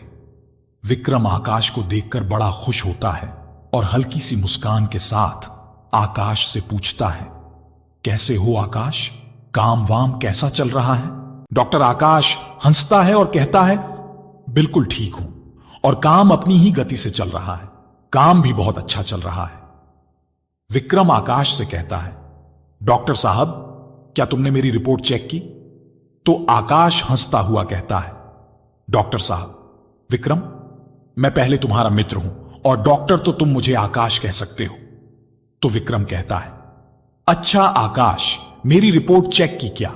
और मेरी रिपोर्ट के बारे में मुझसे ज्यादा जानने की जरूरत तो तेरी भाभी को पड़ी हुई है, नहीं तो वो फालतू में टेंशन लेने लग जाती है। कितने दिन हो गए मुझे कहती है कि आप हॉस्पिटल जाकर जांच करवा लीजिए। पता नहीं कोई बड़ी बीमारी हुई तो यह सब सोचकर कमला खुद तो परेशान होती है, साथ में मुझे भी परेशान कर देती है। अब डॉक्टर आकाश कुछ परेशान होते हुए कहता है, भाभी जी बिल्कुल सही कह रही थी। विक्रम, तुम्हें बड़ी बीमारी है। विक्रम मुंह बनाते हुए कहता है, बड़ी बीमारी है तो बताओ ना, कौन सी बीमारी है? आकाश चुप रहता है, कुछ नहीं कहता। वह सोचता है कि वह विक्रम को बताए या नहीं बताए। विक्रम परेशान होते हुए कहता है, अभी तू कुछ बोलेगा भी कि नहीं? मुझे कौन सी बीमारी बताना आकाश, या यूं ही इस तरह गर्दन नीचे झुकाए बैठा रहेगा? आकाश को छकाते हुए कहता है, वो यार, तुझे ना छोटी मोटी बीमारी नहीं है बल्कि कैंसर है। विक्रम जैसे ही यह बात आकाश के मुंह से सुनता है तो घबरा जाता है और घबराते हुए कहता है, यह तो क्या बोल रहा है रे? आकाश, तेरा दिमाग तो सही है यार, मुझे कैंसर कैसे हो सकता है? आकाश विक्रम को और देखते हुए कहता है, यार, मैंने तेरी जब पहली बार रिपोर्ट देखी थी तो एक पल के लिए मुझे भी यकीन नहीं हुआ था, इसीलिए मैंने रिपोर्ट दोबारा निकलवाई, लेकिन दोबारा भी यही सामने आया है कि यार तुम्हें कैंसर है। विक्रम सोचते हुए कहता है, यार, मैंने जहां तक सुना है कैंसर तो तब होता है ना जब कोई व्यक्ति नशा करता है, और तू तो जानता है यार कि मैं नशा तो करता ही नहीं हूं, फिर मुझे कैंसर कैसे हुआ बताओ? आकाश विक्रम को समझाते हुए कहता है, विक्रम मेरे यार, कैंसर नशे से ही नहीं बल्कि दूसरे कारणों से भी हो सकता है, जैसे कि सूरज से निकलने वाली पराबैंगनी किरणें, कुछ जानवरों में पाए जाने वाले विषाणु तो, और कुछ पेड़ पौधों से भी कैंसर जैसी बीमारी हो सकती है। और मुझे जहां तक लगता है कि तुम एक वन में नौकरी करते हो, शायद वहीं से यह तुम्हें बीमारी लगी होगी। विक्रम कहता है, यार ऐसा कैसे हो सकता है? आकाश विक्रम को समझाते हुए कहता है, तू टेंशन मत ले यार, यह कैंसर की पहली स्टेज है, इसलिए घबराने की कोई जरूरत नहीं है। अगर तुम्हें इससे बचना है तो यह नौकरी छोड़नी पड़ेगी। विक्रम मुंह बनाते हुए कहता है, तू पागल हो रहा है यार, क्या तुझे पता भी है कि मेरा सारा घर इसी नौकरी की बदौलत तो चलता है? अगर मैंने नौकरी छोड़ दी तो घर कौन चलाएगा? और वैसे भी मेरे बेटे ने स्कूल की पढ़ाई पूरी कर ली है, उसको आगे की पढ़ाई के लिए पैसों की जरूरत पड़ेगी तो वह कहां से पूरी होगी। फिर डॉक्टर आकाश कहता है, यार विक्रम, अगर तू नौकरी नहीं छोड़ना चाहता तो तुझे 1 महीने के लिए दूसरे शहर जाकर इसका ट्रीटमेंट करवाना होगा, नहीं तो अगर हालत बिगड़ गई तो यह बीमारी फिर कभी ठीक नहीं होगी। विक्रम सोच में पड़ जाता है और कुछ नहीं कहता। जब कुछ देर तक विक्रम कुछ नहीं बोलता तो फिर डॉक्टर आकाश ही बोलते हैं और कहते हैं, सुनो विक्रम, कहां खो गए? यह मत पूछ रहा हूं मैं तुमसे कि तुम अपना इलाज दूसरे शहर में जाकर करवा लोगे या नहीं। विक्रम हां में सिर हिलाते हुए कहता है, हां यार, करवा लूंगा इलाज। वैसे जाना कहां है मुझे? आकाश कहता है, अपने पास के शहर में जाना है। विक्रम कहता है, तो ठीक है, मैं आज ही जाकर पूछकर आता हूं। इतना कहते विक्रम वहां से उठकर केबिन से बाहर निकल जाता है। जब विक्रम शहर जाता है तो वह हॉस्पिटल में उसे ऐसा कुछ सुनने को मिलता है जिसे सुनकर वह निराश होकर वापस आ जाता है। विक्रम अभी अपने घर से 1 किलोमीटर ही दूर था। वह पैदल ही अपने घर की तरफ चला आ रहा था। विक्रम को अक्सर पैदल चलना पसंद था, इसलिए वह पैदल ही घर की तरफ जा रहा था। विक्रम दूसरे शहर जाकर डॉक्टर से हुई बातचीत के बारे में सोच रहा था। विक्रम सोचते हुए खुद से कहता है, दूसरे शहर के डॉक्टर ने तो इस इलाज की फीस बहुत ज्यादा बताई है। अब समझ नहीं आ रहा इतने पैसे मैं कैसे जुटाऊं, और जुटा भी लूं तो क्या कमला इन सब के बारे में जानकर क्या सोचेगी? वह तो पहले से ही बहुत ज्यादा टेंशन लेती है, और मैंने इस बीमारी के बारे में बता दिया तो पता नहीं उसका क्या हाल होगा। विक्रम यह सोच सोच कर टेंशन ली जा रहा था। उसे समझ नहीं आ रहा था कि वह अब इस सिलसिले में कमला से कैसे बात करे और कैसे उसे समझाएगा। विक्रम अभी अपने घर से कुछ ही दूर था। वह लगातार अपने घर की तरफ कदम बढ़ाए जा रहा था। इस तरफ जो कमला घर में अर्जुन के साथ बात कर रही थी, अर्जुन कहता है, मां, मैं दूसरे शहर जाकर पढ़ाई करना चाहता हूं, क्या आप मुझे भेज देंगी? वहां कमला कहती है, क्यों नहीं बेटा, मैंने मना कब किया था? तुम्हें जहां जाना है वहां चले जाना, जहां जाकर पढ़ना है वहां जाकर पढ़ना, पर पहले तुम्हारे पिताजी को तो आने दो। अर्जुन बहुत एक्साइटेड होते हुए कहता है, क्या सच मां?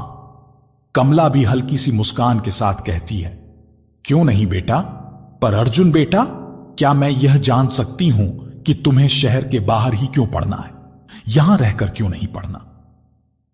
अर्जुन मुंह बनाते हुए अपनी मां से कहता है, मां, वह इसलिए यहां नहीं पढ़ सकता क्योंकि मुझे जहां जाकर डॉक्टर की पढ़ाई करनी है और जिस यूनिवर्सिटी में जाकर पढ़ना चाहता हूं वह यूनिवर्सिटी यहां नहीं है, इसलिए दूसरे शहर में है, मुझे वहां जाकर पढ़ाई करनी पड़ेगी।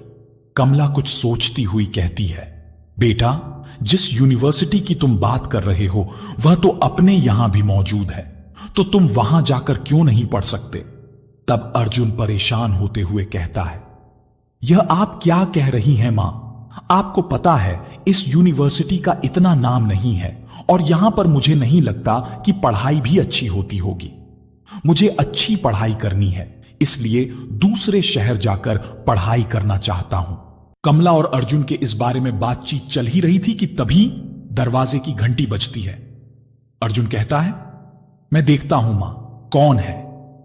जैसे ही अर्जुन जाकर दरवाजा खोलता है तो देखता है दरवाजे पर उसके पिताजी खड़े हैं। अर्जुन कहता है, आ गए पिताजी। दरवाजे से उसके पिताजी अंदर घुसते हुए हॉल में आ गए और सोफे पर जाकर बैठ जाते हैं।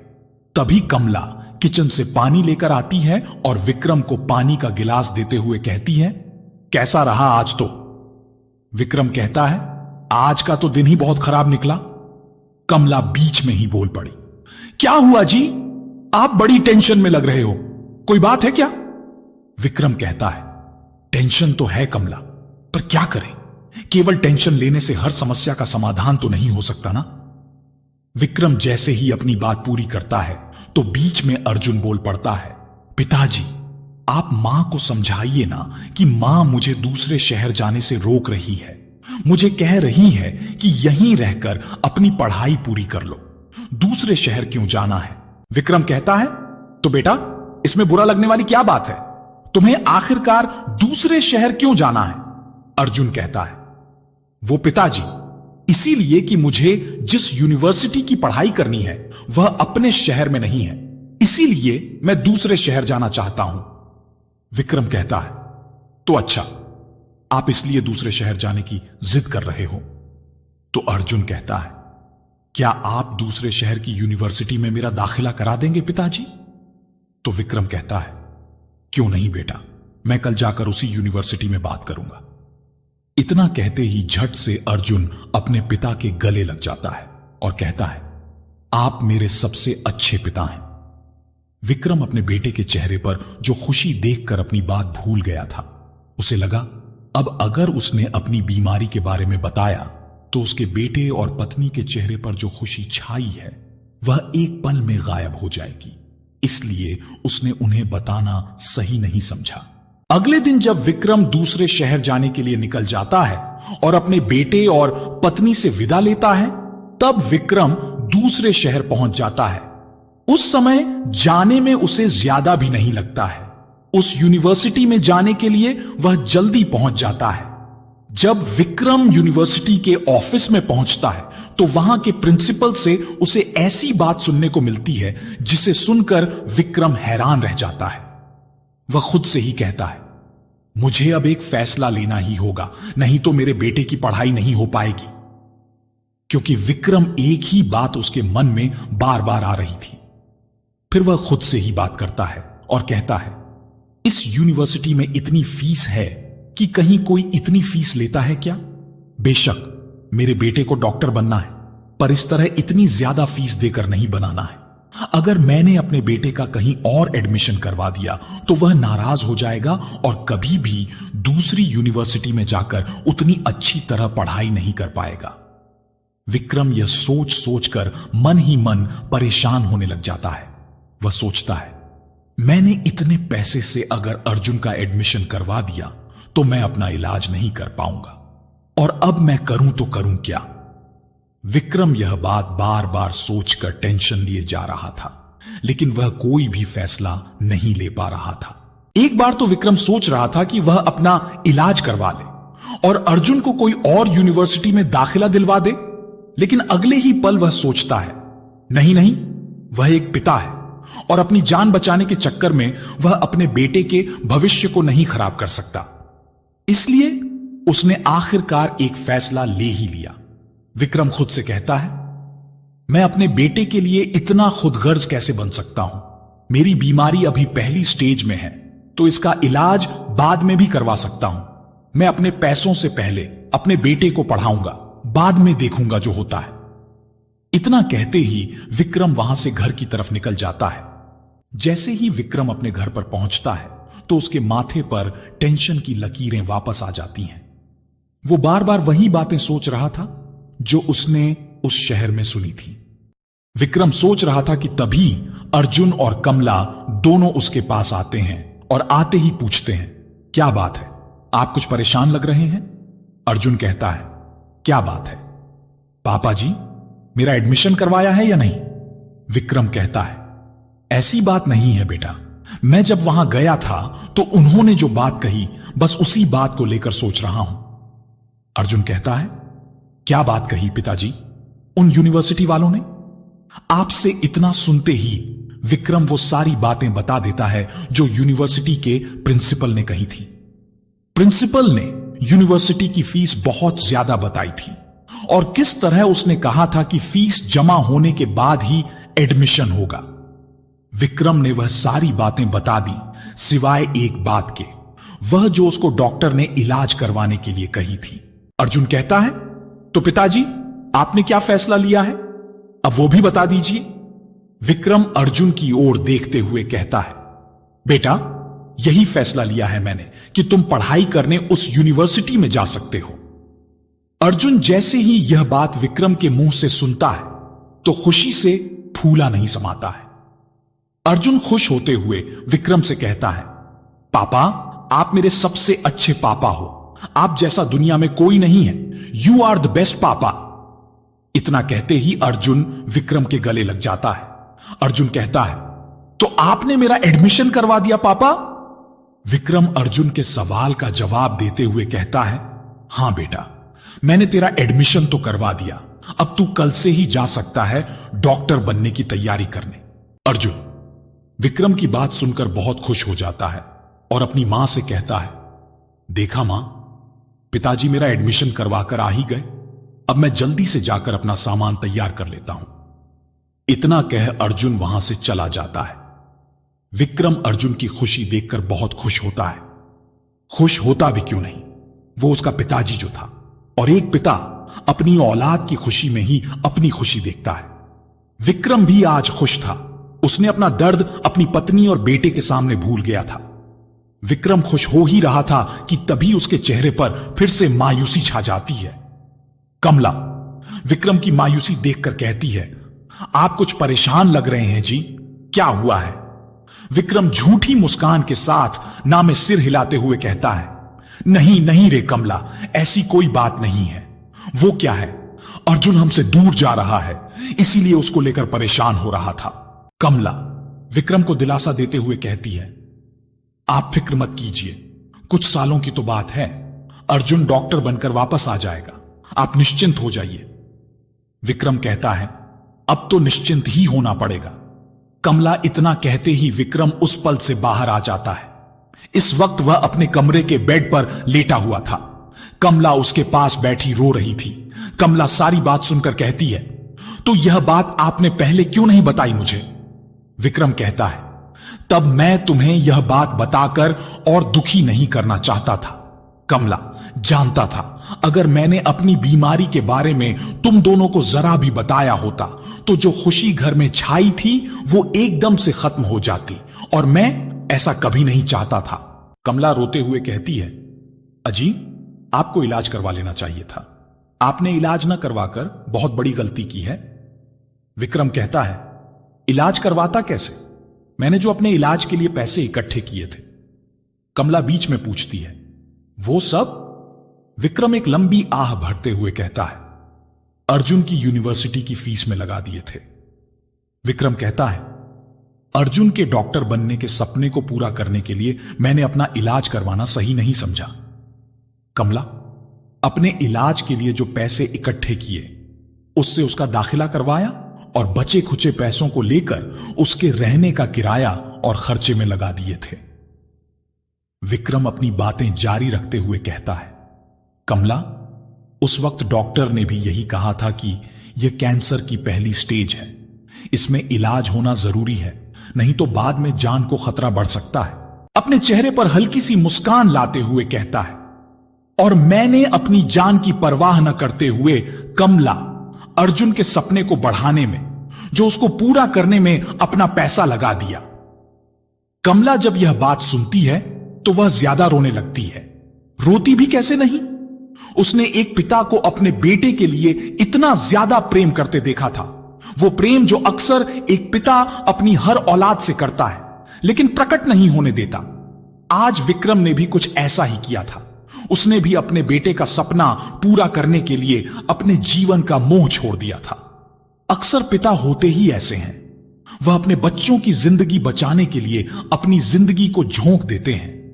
वह अपने बच्चों को सफल बनाने के लिए अपने सपनों की आहुति दे देते हैं और अपने बच्चों के सपनों में ही अपना सपना संजो लेते हैं। और आज शायद विक्रम ने भी अपनी जिंदगी देकर अर्जुन की जिंदगी बनाई थी। ये सारी बातें सुनकर कमला की आंखों से आंसू रुकने का नाम नहीं ले रहे थे। विक्रम के दर्द के साथ रात खत्म हो जाती है और जैसा कि अर्जुन ने कहा था, अब वह अपने पिता की दवाई पर जरा भी पैसा खर्च नहीं करेगा। उसने अब अपने पिता की दवाई पर जरा भी ध्यान नहीं दिया, बल्कि अपने काम में लगा रहा।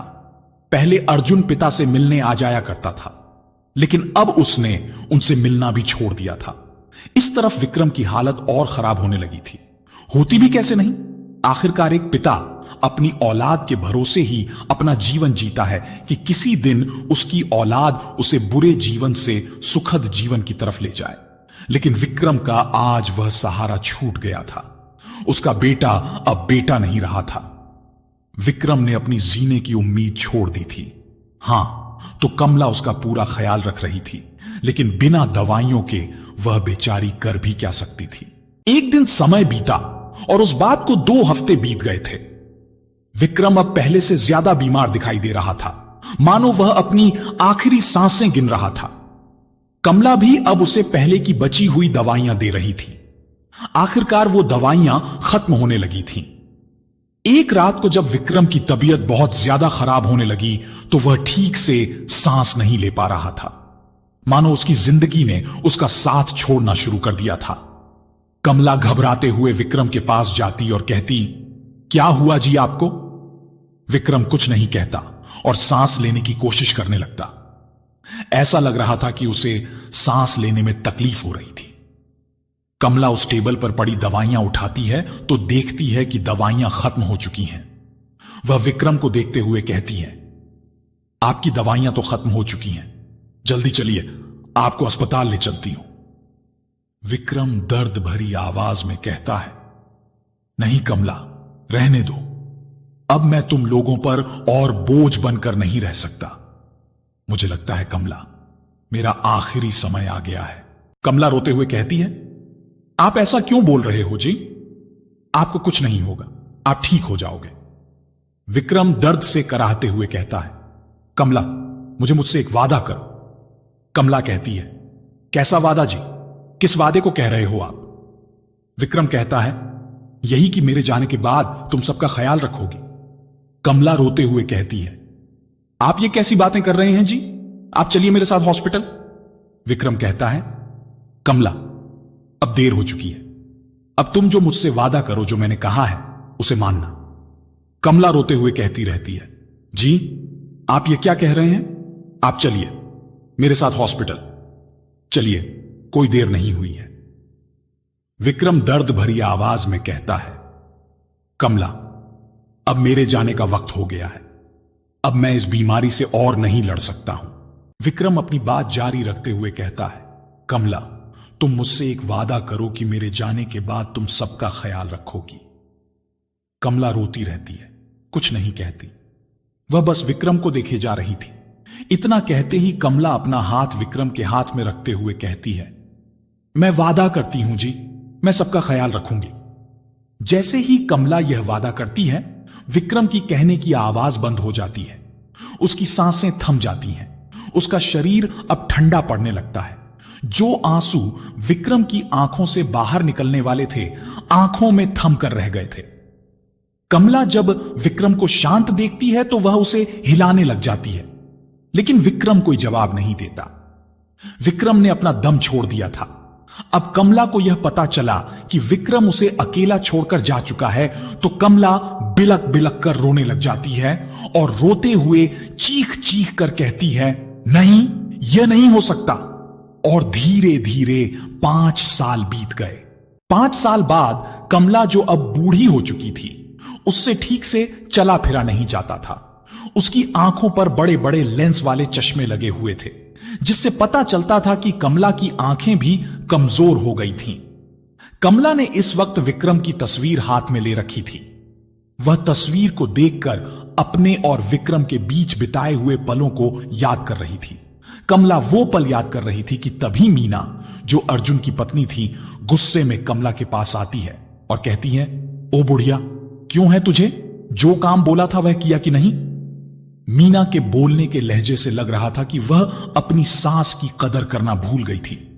वो शर्म जो पहले विक्रम जिंदा था तब रखती थी, आज वो शर्म बिल्कुल निकल गई थी। मीना अपनी बात जारी रखते हुए गुस्से के साथ कहती है, लगता है शरीर के साथ साथ बुढ़िया तेरी याद भी कमजोर हो गई है। चल खड़ी हो जाकर बर्तन साफ कर। कमला जी नरम लहजे के साथ कहती हैं, जाती हूं बा, अभी करती हूं साफ। मीना भुनभुनाते हुए कहती है, जाती नहीं हूं अभी जा। मीना थी ही ऐसी। वह अब अपनी सास को बिल्कुल भी पसंद नहीं करती थी। बात बात में उसे ताने मारती रहती थी और कभी कभी तो गाली गलौज भी करने लग जाती थी। साथ ही साथ वह अर्जुन के अंदर उसकी मां के खिलाफ नफरत भी भरती जा रही थी। अर्जुन जब शाम को घर आता तो मीना उसे उसकी मां की 100 से ज्यादा गलतियां गिना देती थी। वह अर्जुन को अपनी मां की छोटी छोटी गलतियां गिनवाकर भी गुस्से में आकर अपनी मां से झगड़ा कर लेता था। अर्जुन जो प्यार अपनी मां से 10 साल पहले करता था, उसकी जगह आज नफरत ने ले ली थी। आखिरकार मीना जो अपनी ही सास से तंग आ गई थी, एक दिन वो अर्जुन को अपनी मां को वृद्ध आश्रम में छोड़ने के लिए कहती है, जिसे सुनकर अर्जुन हैरान रह जाता है। अर्जुन मीना से कहता है, मीना ये क्या कह रही हो तुम? तुम्हारा दिमाग तो खराब नहीं हो गया है? मीना अर्जुन को पलट कर कहती है, मेरा दिमाग बिल्कुल सही है। आपकी मां घर में समस्याएं बढ़ा रही हैं, इसीलिए तो मैं बोलती हूं आप अपनी मां को वृद्ध आश्रम छोड़कर आइए। अर्जुन कहता है, मीना मैं अपनी मां को इस उम्र में कैसे वृद्ध आश्रम छोड़ सकता हूं? तुम जानती भी हो क्या कि आज पड़ोस के लोग क्या कहेंगे? वो लोग कहेंगे कि इस उम्र में लोग अपनी मां को वृद्ध आश्रम छोड़ता है क्या? मीना अर्जुन को समझाते हुए कहती हैं, आप उसकी फिक्र मत कीजिए। लोग पूछेंगे तो बता देंगे, वह अपनी मर्जी से वृद्ध आश्रम गई है। हमने तो रोकने की बहुत कोशिश की थी, लेकिन वह नहीं मानी। अर्जुन मीना की बात सुनकर सहमत तो होता है, लेकिन उसका मन अभी भी इस बात के लिए नहीं मानता। अर्जुन मीना से कहता है, पर मीना, तो अर्जुन अपनी बात पूरी भी नहीं करता, उससे पहले मीना उसकी बात काट बोल पड़ती है, परवर कुछ नहीं। अर्जुन, अब इस घर में मैं या तो मैं रहूंगी या आपकी मां, यही मेरा आखिरी फैसला है। अर्जुन मीना की बात सुनकर दुविधा में पड़ जाता है और बहुत सोच में पड़ जाता है। आखिरकार वो करे तो क्या करे? कुछ देर सोचने के बाद अर्जुन कहता है, ठीक है मीना, अगर तुम्हारी यही मर्जी है तो मैं भी यही करूंगा। मैं कल ही मां को वृद्ध आश्रम छोड़कर आ जाऊंगा। और अगले दिन अर्जुन आज पूरी तरह अपना इरादा कर लेता है और वह अपनी मां को आज वृद्ध आश्रम छोड़ आता है। इसीलिए वह अपनी मां को बहाना बनाकर साथ ले जाने के लिए आता है। वह जैसे ही अपनी मां के कमरे में जाने के लिए अपने 2-3 कदम बढ़ाता है, तभी मीना उसके पास आ जाती है और उसके हाथ में एक पोटली थी। मीना पोटली अर्जुन को देते हुए कहती है, लीजिए आपकी मां के कपड़े, इन्हें भी साथ ले जाइए। अर्जुन कपड़ों की पोटली हाथ में लेते हुए कहता है, ठीक है मीना। अर्जुन वह पोटली लेकर अपनी गाड़ी की डिग्गी में रख देता है और वापस से अपनी मां के कमरे की तरफ कदम बढ़ाने लगता है। अर्जुन अपनी मां के कमरे में पहुंचता है तो देखता है उसकी मां कुर्सी पर बैठी हुई खिड़की की तरफ देख रही थी। अर्जुन अपनी मां के पास जाता है और कहता है, मां, आपसे कुछ कहना चाहता हूं। तो कमला कहती है, कहना बेटा, क्या कहना चाहता है? अर्जुन झूठ बोलते हुए कहता है, चलो मां, मैं आज आपको घुमाने ले चलता हूं। कमला जैसे ही यह बात अर्जुन के मुंह से सुनती है तो उसके कानों पर यकीन नहीं होता, क्योंकि जो बेटा आज तक उससे ठीक से बात भी नहीं करता था, आज उसे घुमाने के लिए ले जा रहा था। कमला अर्जुन की बात सुनकर खुश हो जाती है, क्योंकि कमला को पहले विक्रम ही था जो घुमाने ले जाया करता था और आज उसे उसका बेटा घुमाने के लिए ले जा रहा था। कमला उन सभी बातों को नजरअंदाज कर देती है जो अर्जुन ने उसके साथ इतने दिनों से की थी। कमला मुस्कुराकर कहती है, चल बेटा। इतना कहते ही कमला अर्जुन के साथ जाकर गाड़ी में बैठ जाती है। गाड़ी में बैठते ही अर्जुन भी ड्राइविंग सीट पर जाकर बैठ जाता है। अर्जुन गाड़ी स्टार्ट करता है और वहां से निकल जाता है। कुछ देर बाद अर्जुन घर से वृद्धाश्रम की आधी दूरी तय कर लेता है। वह गाड़ी में बैठे ही एक बात सोच रहा था कि अगर उसने अपनी मां को वृद्धाश्रम छोड़ा तो वहां के लोग उसे ताने मारेंगे, उस पर उंगलियां उठाएंगे और वहां पर उसकी मां का खर्चा भी देना पड़ेगा। इसीलिए वह मन ही मन ख्याल करता है कि वह अपनी मां को वृद्धाश्रम नहीं छोड़ेगा, बल्कि उसे बीच रास्ते में ही छोड़ देगा। अर्जुन कुछ सोचता है और फिर फैसला ले लेता है। अर्जुन कुछ देर सोचने के बाद यह फैसला ले ही लेता है। वह कुछ आगे जाकर देखता है कि सड़क के किनारे एक दुकान है। अर्जुन उस दुकान से थोड़ा पीछे एक पेड़ के नीचे आकर गाड़ी रोक देता है। अर्जुन गाड़ी से उतरकर डिग्गी खोलता है और उसमें कपड़ों की पोटली निकालकर उसी पेड़ के नीचे रख देता है। अर्जुन अपनी मां के पास जाते हुए कहता है, मां, आप एक काम करो, आप इस दुकान पर बैठो, मुझे कोई जरूरी काम है, इसलिए मैं थोड़ी देर में वापस आ जाऊंगा। कमला देवी अर्जुन की बात सुनकर गाड़ी से नीचे उतर जाती है और उस दुकान पर जाकर बैठ जाती है। अर्जुन कहता है, मां, मुझे हॉस्पिटल से फोन आया है, इसलिए मुझे जाना पड़ेगा, अब मैं चलता हूं। इतना कहकर अर्जुन वापस गाड़ी में आकर बैठ जाता है और अपने घर की तरफ रवाना हो जाता है। इस तरह कमला जी अकेली बैठी रहती हैं। कमला जी को बैठे बैठे 3 घंटे से भी ज्यादा समय हो गया था, लेकिन अर्जुन अभी तक वापस नहीं आया था। दूसरी तरफ अर्जुन घर पहुंच जाता है और अपनी पत्नी से कहता है, निकाल दिया उस मुसीबत को अपने गले से। मीना खुश होते हुए कहती है, यह तो आपने बहुत अच्छा किया जी, आप जाकर इस घर में तकलीफ कुछ कम होंगी, नहीं तो आपकी मां ने तो तकलीफों का पहाड़ बनाकर रखा हुआ था। घर में उधर कमला जी बैठी हुई अपने बेटे अर्जुन का इंतजार कर रही थीं।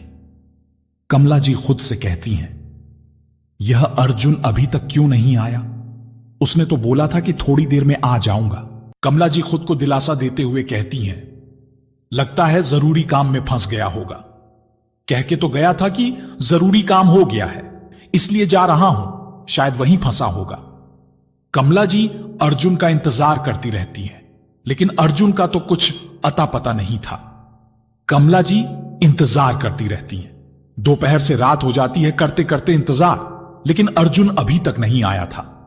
कभी कभी कमला जी सोचती हैं कि वो खुद ही वहीं से चली जाए, लेकिन याददाश्त कमजोर होने के कारण उसे घर का रास्ता मालूम नहीं था, इसलिए वह वहीं पर बैठी रहती है।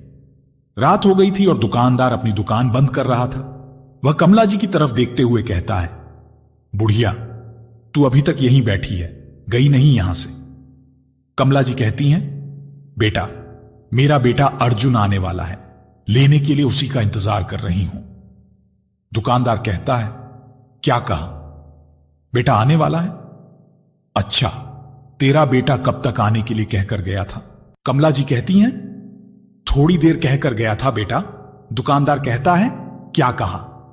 थोड़ी देर का कहकर गया था, अभी तक नहीं आया, लगता है अब वो नहीं आएगा। बुढ़िया, वो तुझे छोड़ने आया था।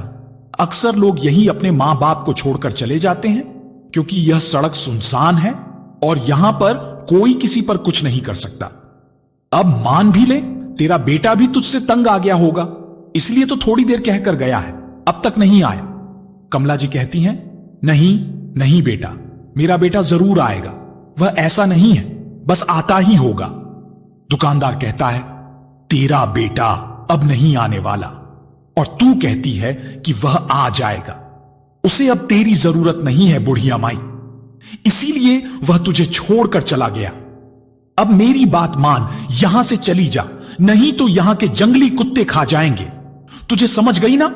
कमला जी ना में सिर हिलाते हुए कहती हैं, नहीं बेटा, मेरा बेटा आता होगा, उसने मुझसे कहा था कि वो वापस आएगा मां।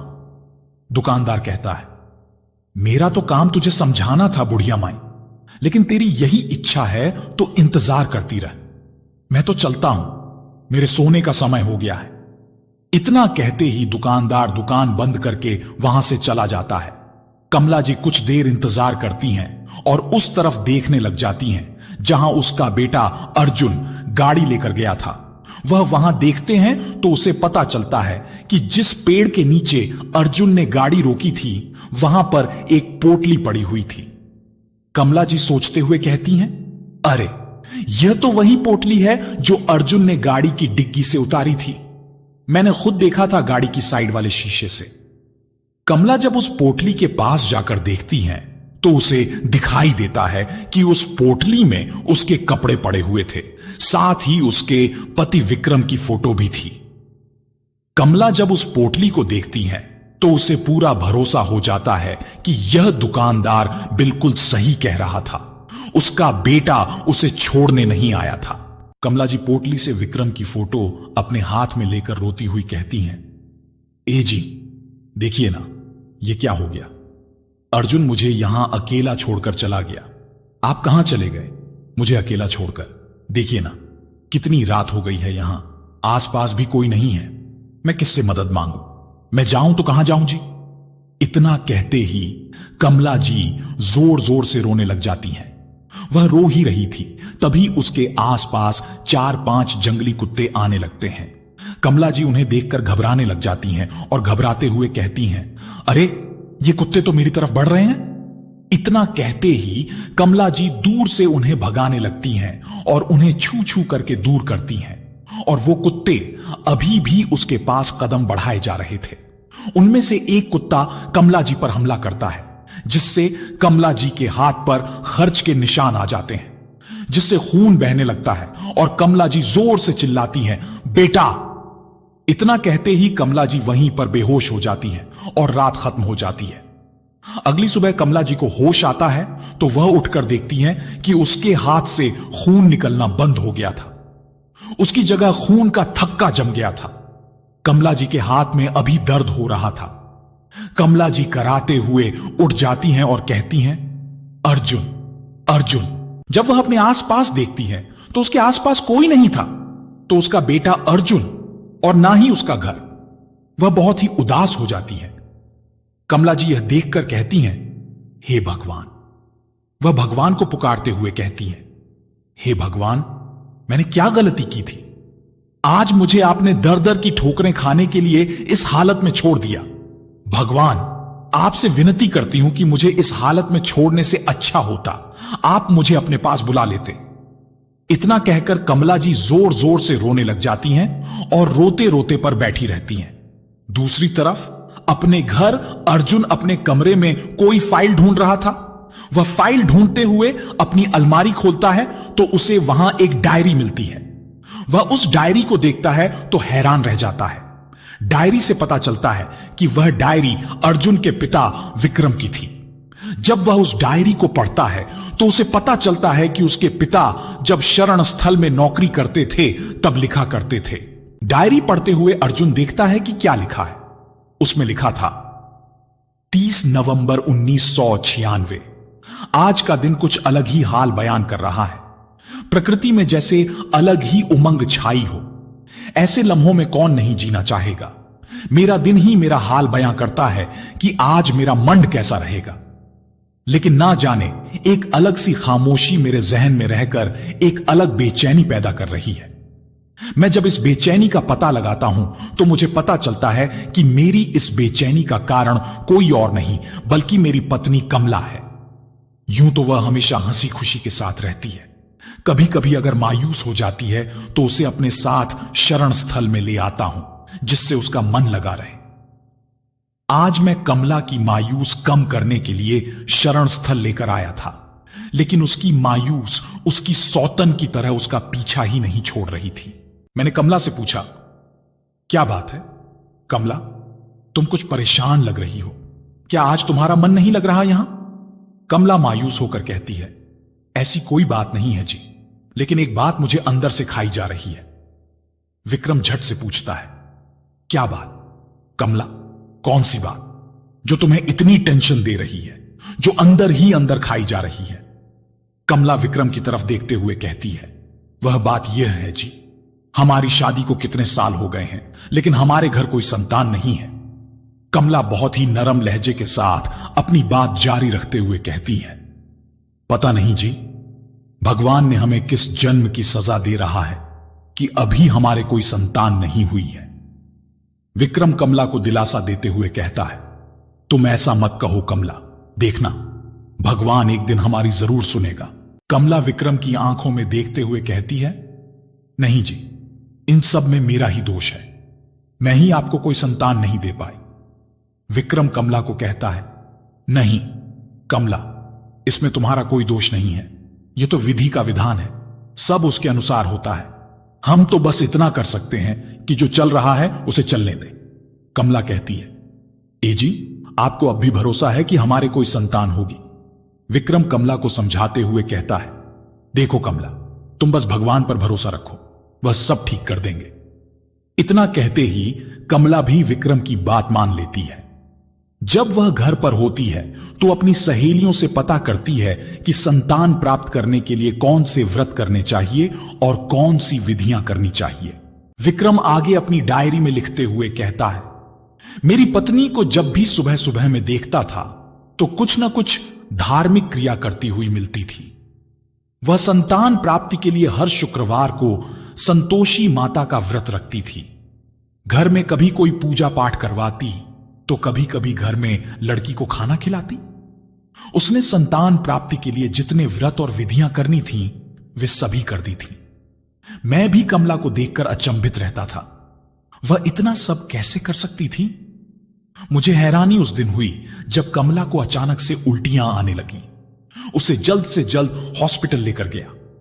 उस दिन डॉक्टर ने मुझे जो बात बताई उसे सुनकर मुझे इतनी खुशी हुई कि मुझे कुछ देर तक तो ऐसा लगा जैसे यह कोई सपना हो।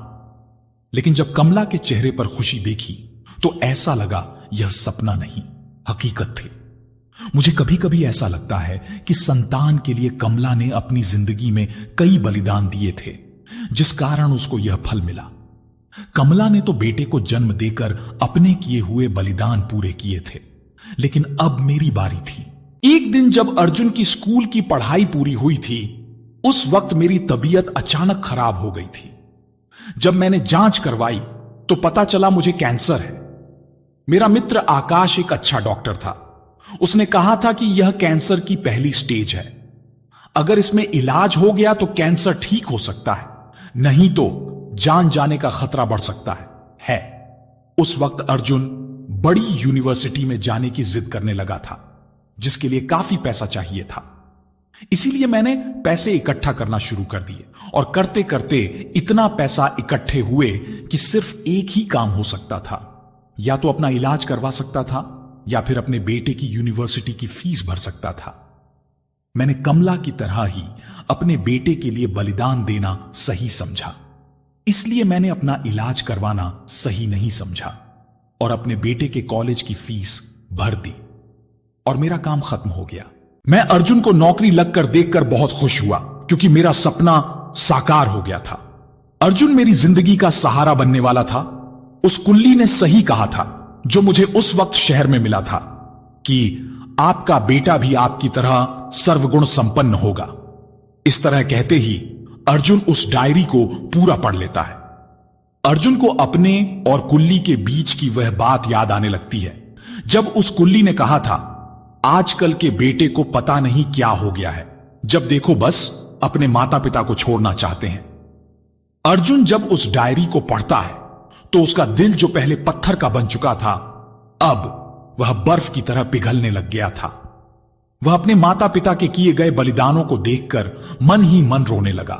उसकी आंखें नम हो गईं। वह पछतावा करने लग गया। वह सोचने लग गया कि जिस माता पिता को वह परेशानियों का दोषी समझता था, वे तो दोषी थे ही नहीं, बल्कि असली दोषी तो वह खुद था। इतना कहते अर्जुन खुद से कहता है, कैसा बेटा हूं मैं। अपने पिता का अंतिम समय में भी सहारा नहीं बन सका और ना ही अपने साथ रख सका। अर्जुन हड़बड़ा हुए कहता है, अभी देर नहीं हुई है, मुझे अभी अपनी मां को वापस लाना होगा। इतना कहकर अर्जुन हड़बड़ा के साथ अपने कमरे से बाहर निकल जाता है और हड़बड़ा हुए अपनी गाड़ी की चाबी ढूंढने लगता है। अर्जुन को ऐसा करते देखकर उसकी पत्नी मीना कहती है, ये क्या कर रहे हो जी? आप और इतने घबराए हुए क्यों हो? अर्जुन कहता है, गलती हो गई मीना, मुझसे बहुत बड़ी गलती हो गई। मीना कहती है, गलती हो गई पर क्या? अर्जुन कहता है, यही कि मेरे माता पिता का प्यार समझ में नहीं आया। मैंने इन्हीं हाथों से अपने पिता की दवाई बंद करके मार दिया और अब अपनी मां को भी बाहर निकाल दिया, लेकिन अब मैं इस गलती को सुधारूंगा। मीना मुंह बनाते हुए कहती है, क्या कहा? गलती सुधारोगे? पर कैसे? अर्जुन ने झट से जवाब दिया, अपनी मां को वापस लाकर। मीना गुस्से के साथ कहती है, क्या कहा? तो अर्जुन कहता है, अपनी मां को वापस लाकर मैं अपनी गलती को सुधारूंगा। मीना गुस्से के साथ चिल्लाते हुए कहती है, क्या कहा आपने? अर्जुन हामी भरते हुए कहता है, हां मीना, मैं अपनी मां को और दुखी नहीं कर सकता, मैं उन्हें वापस लाऊंगा। मीना चढ़ते हुए कहती है, देखिए, अगर आप उस बुढ़िया को वापस घर में लेकर आए तो मैं घर में बिल्कुल नहीं रहूंगी, और वैसे भी उस बुढ़िया ने घर पर तो रहकर तंग किया है, लेकिन अब घर से निकलकर भी परेशान कर रही है। इससे तो अच्छा है कि वह मर ही जाए। जैसे ही अर्जुन मीना के मुंह से यह बात सुनता है तो उसे गुस्सा आ जाता है और गुस्से में आकर वह मीना को एक जोरदार तमाचा जड़ देता है। अर्जुन गुस्से के साथ कहता है, तुम्हारी यह हिम्मत कैसे हुई? तुम मेरी मां के बारे में यह कहो। तुम क्या घर से निकलोगी? मैं ही तुम्हें इस घर से बाहर निकाल दूंगा। इतना कहते ही अर्जुन मीना का हाथ पकड़ते हुए कहता है, चलो निकलो मेरे घर से बाहर। मीना रोते हुए कहती है, मुझे माफ कर दीजिए, मुझे ऐसा नहीं करना चाहिए था। अर्जुन कहता है, मैंने सोचा था कि तुम मेरी मां की कदर करती हो और मेरे साथ मेरी जिंदगी में मेरा साथ दोगी, लेकिन तुम्हारे दिल में मेरी मां के लिए नफरत के सिवा कुछ नहीं था। मीना, मैं अब इसे और बर्दाश्त नहीं कर सकता हूं। अभी के अभी मेरे घर से बाहर निकलो। इतना कहते ही अर्जुन मीना का हाथ पकड़कर जबरदस्ती घर से बाहर निकालने लगता है। मीना रोते हुए जमीन पर बैठ जाती है और बार बार माफी की गुहार लगाती रहती है। मीना रोते हुए कहती है, देखिए जी, आप मेरे साथ ऐसा मत कीजिए। मैं आपकी पत्नी हूं, प्लीज मुझे माफ कर दीजिए। अर्जुन गुस्से से लाल होते हुए कहता है, मीना, तुमने पत्नी होने का फर्ज अब खो दिया है।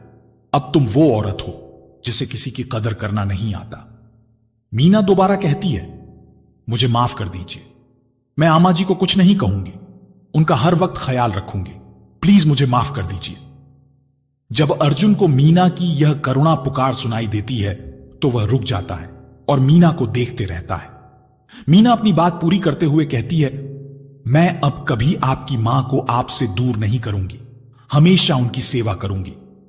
अर्जुन मीना की बात सुनकर मान जाता है और नरम लहजे के साथ कहता है, तो ठीक है मीना, तुम्हें छोड़ देता हूं, लेकिन आइंदा तुम एक अच्छी बहू बनकर दिखाओगी।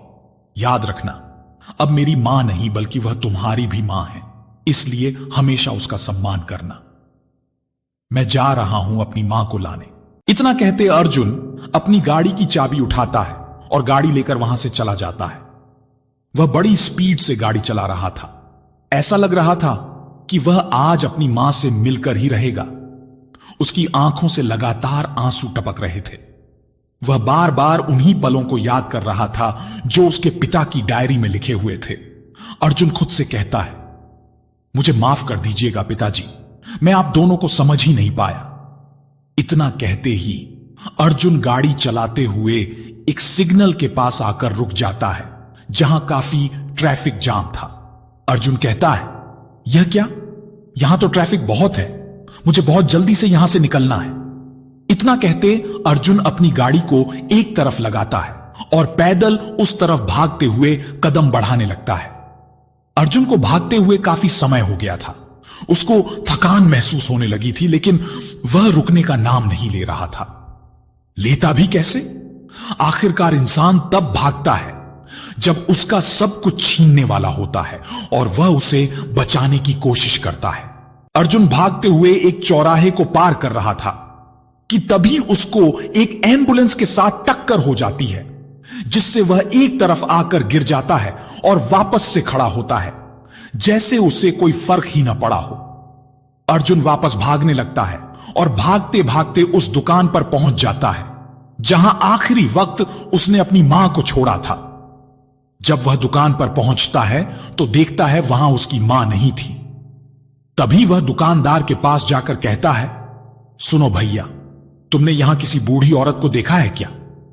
दुकानदार याद करते हुए कहता है, कहीं तुम उस बुढ़िया की तो बात नहीं कर रहे जिसे उसका बेटा यहां छोड़कर गया था। वह कह रही थी कि उसका बेटा आएगा, लेकिन वह अभी तक नहीं आया। जैसे यह बात अर्जुन सुनता है तो वह शर्म से अपना सिर नीचे झुका लेता है और शर्म के साथ कहता है, हां भैया। दुकानदार कहता है, अरे भाई, 3 दिनों से इस पेड़ के पास ही वह पड़ी हुई थी। चल, फिरना तो दूर की बात, उसने तो वहां से खड़ा होना भी सही नहीं समझा था और आज लगता है शायद वह मर गई होगी, इसलिए एक एम्बुलेंस आकर उसे यहां से लेकर चली गई। अर्जुन यह बात सुनता है तो घबराने लग जाता है और घबराते हुए कहता है, क्या वह एम्बुलेंस अभी थोड़ी देर पहले ही निकली है? दुकानदार सिर हिलाते हुए कहता है, हां भैया, अभी थोड़ी देर पहले ही निकली है। अर्जुन खुद से कहता है, अरे वह एम्बुलेंस तो मेरे हॉस्पिटल की थी, वह मेरे हॉस्पिटल में ही गई होगी, मुझे जल्दी से जल्दी वहां पहुंचना होगा। इतना कहते ही अर्जुन दुकानदार को बिना कुछ बोले ही वहां से निकल जाता है और वह एक रिक्शा पकड़ता है और अपने हॉस्पिटल की तरफ निकल जाता है। इस तरह कमला जी की हालत बहुत गंभीर थी। ऐसा लग रहा था वह अब बचने वाली नहीं है। उन्हें तुरंत इमरजेंसी वार्ड में ले जाया गया। दूसरी तरफ अर्जुन भी एम्बुलेंस के पीछे पीछे ही रिक्शा से हॉस्पिटल पहुंच गया, क्योंकि उसने रिक्शा वाले को रिक्शा काफी तेज चलाने को कहा था, जिस कारण वह एम्बुलेंस के पीछे पीछे ही हॉस्पिटल पहुंच गया था।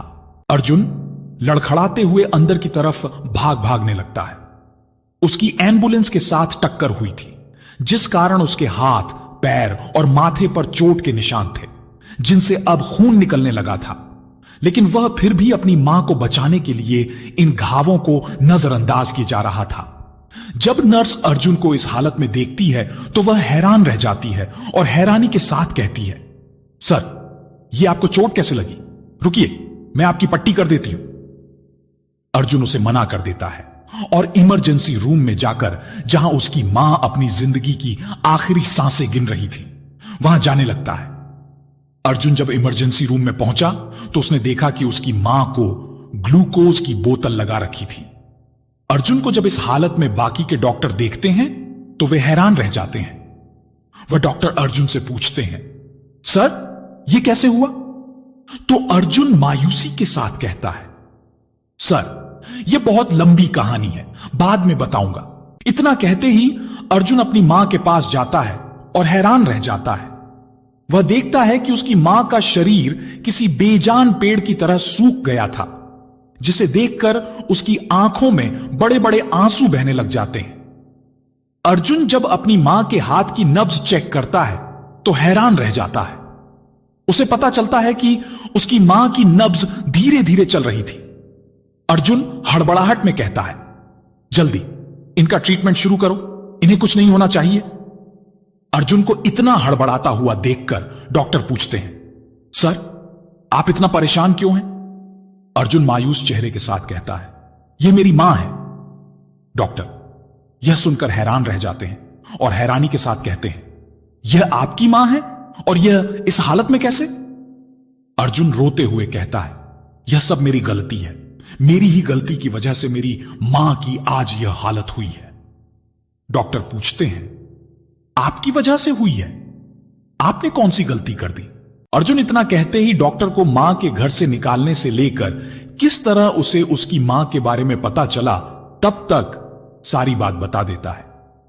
अर्जुन रोते हुए कहता है, यह सब मेरा किया धरा था, जिस कारण इनकी ऐसी हालत हुई है। लोग अपनी मां की इस उम्र में सेवा करते हैं और मैं इनकी सेवा करना तो दूर, उन्हें घर से निकाल दिया।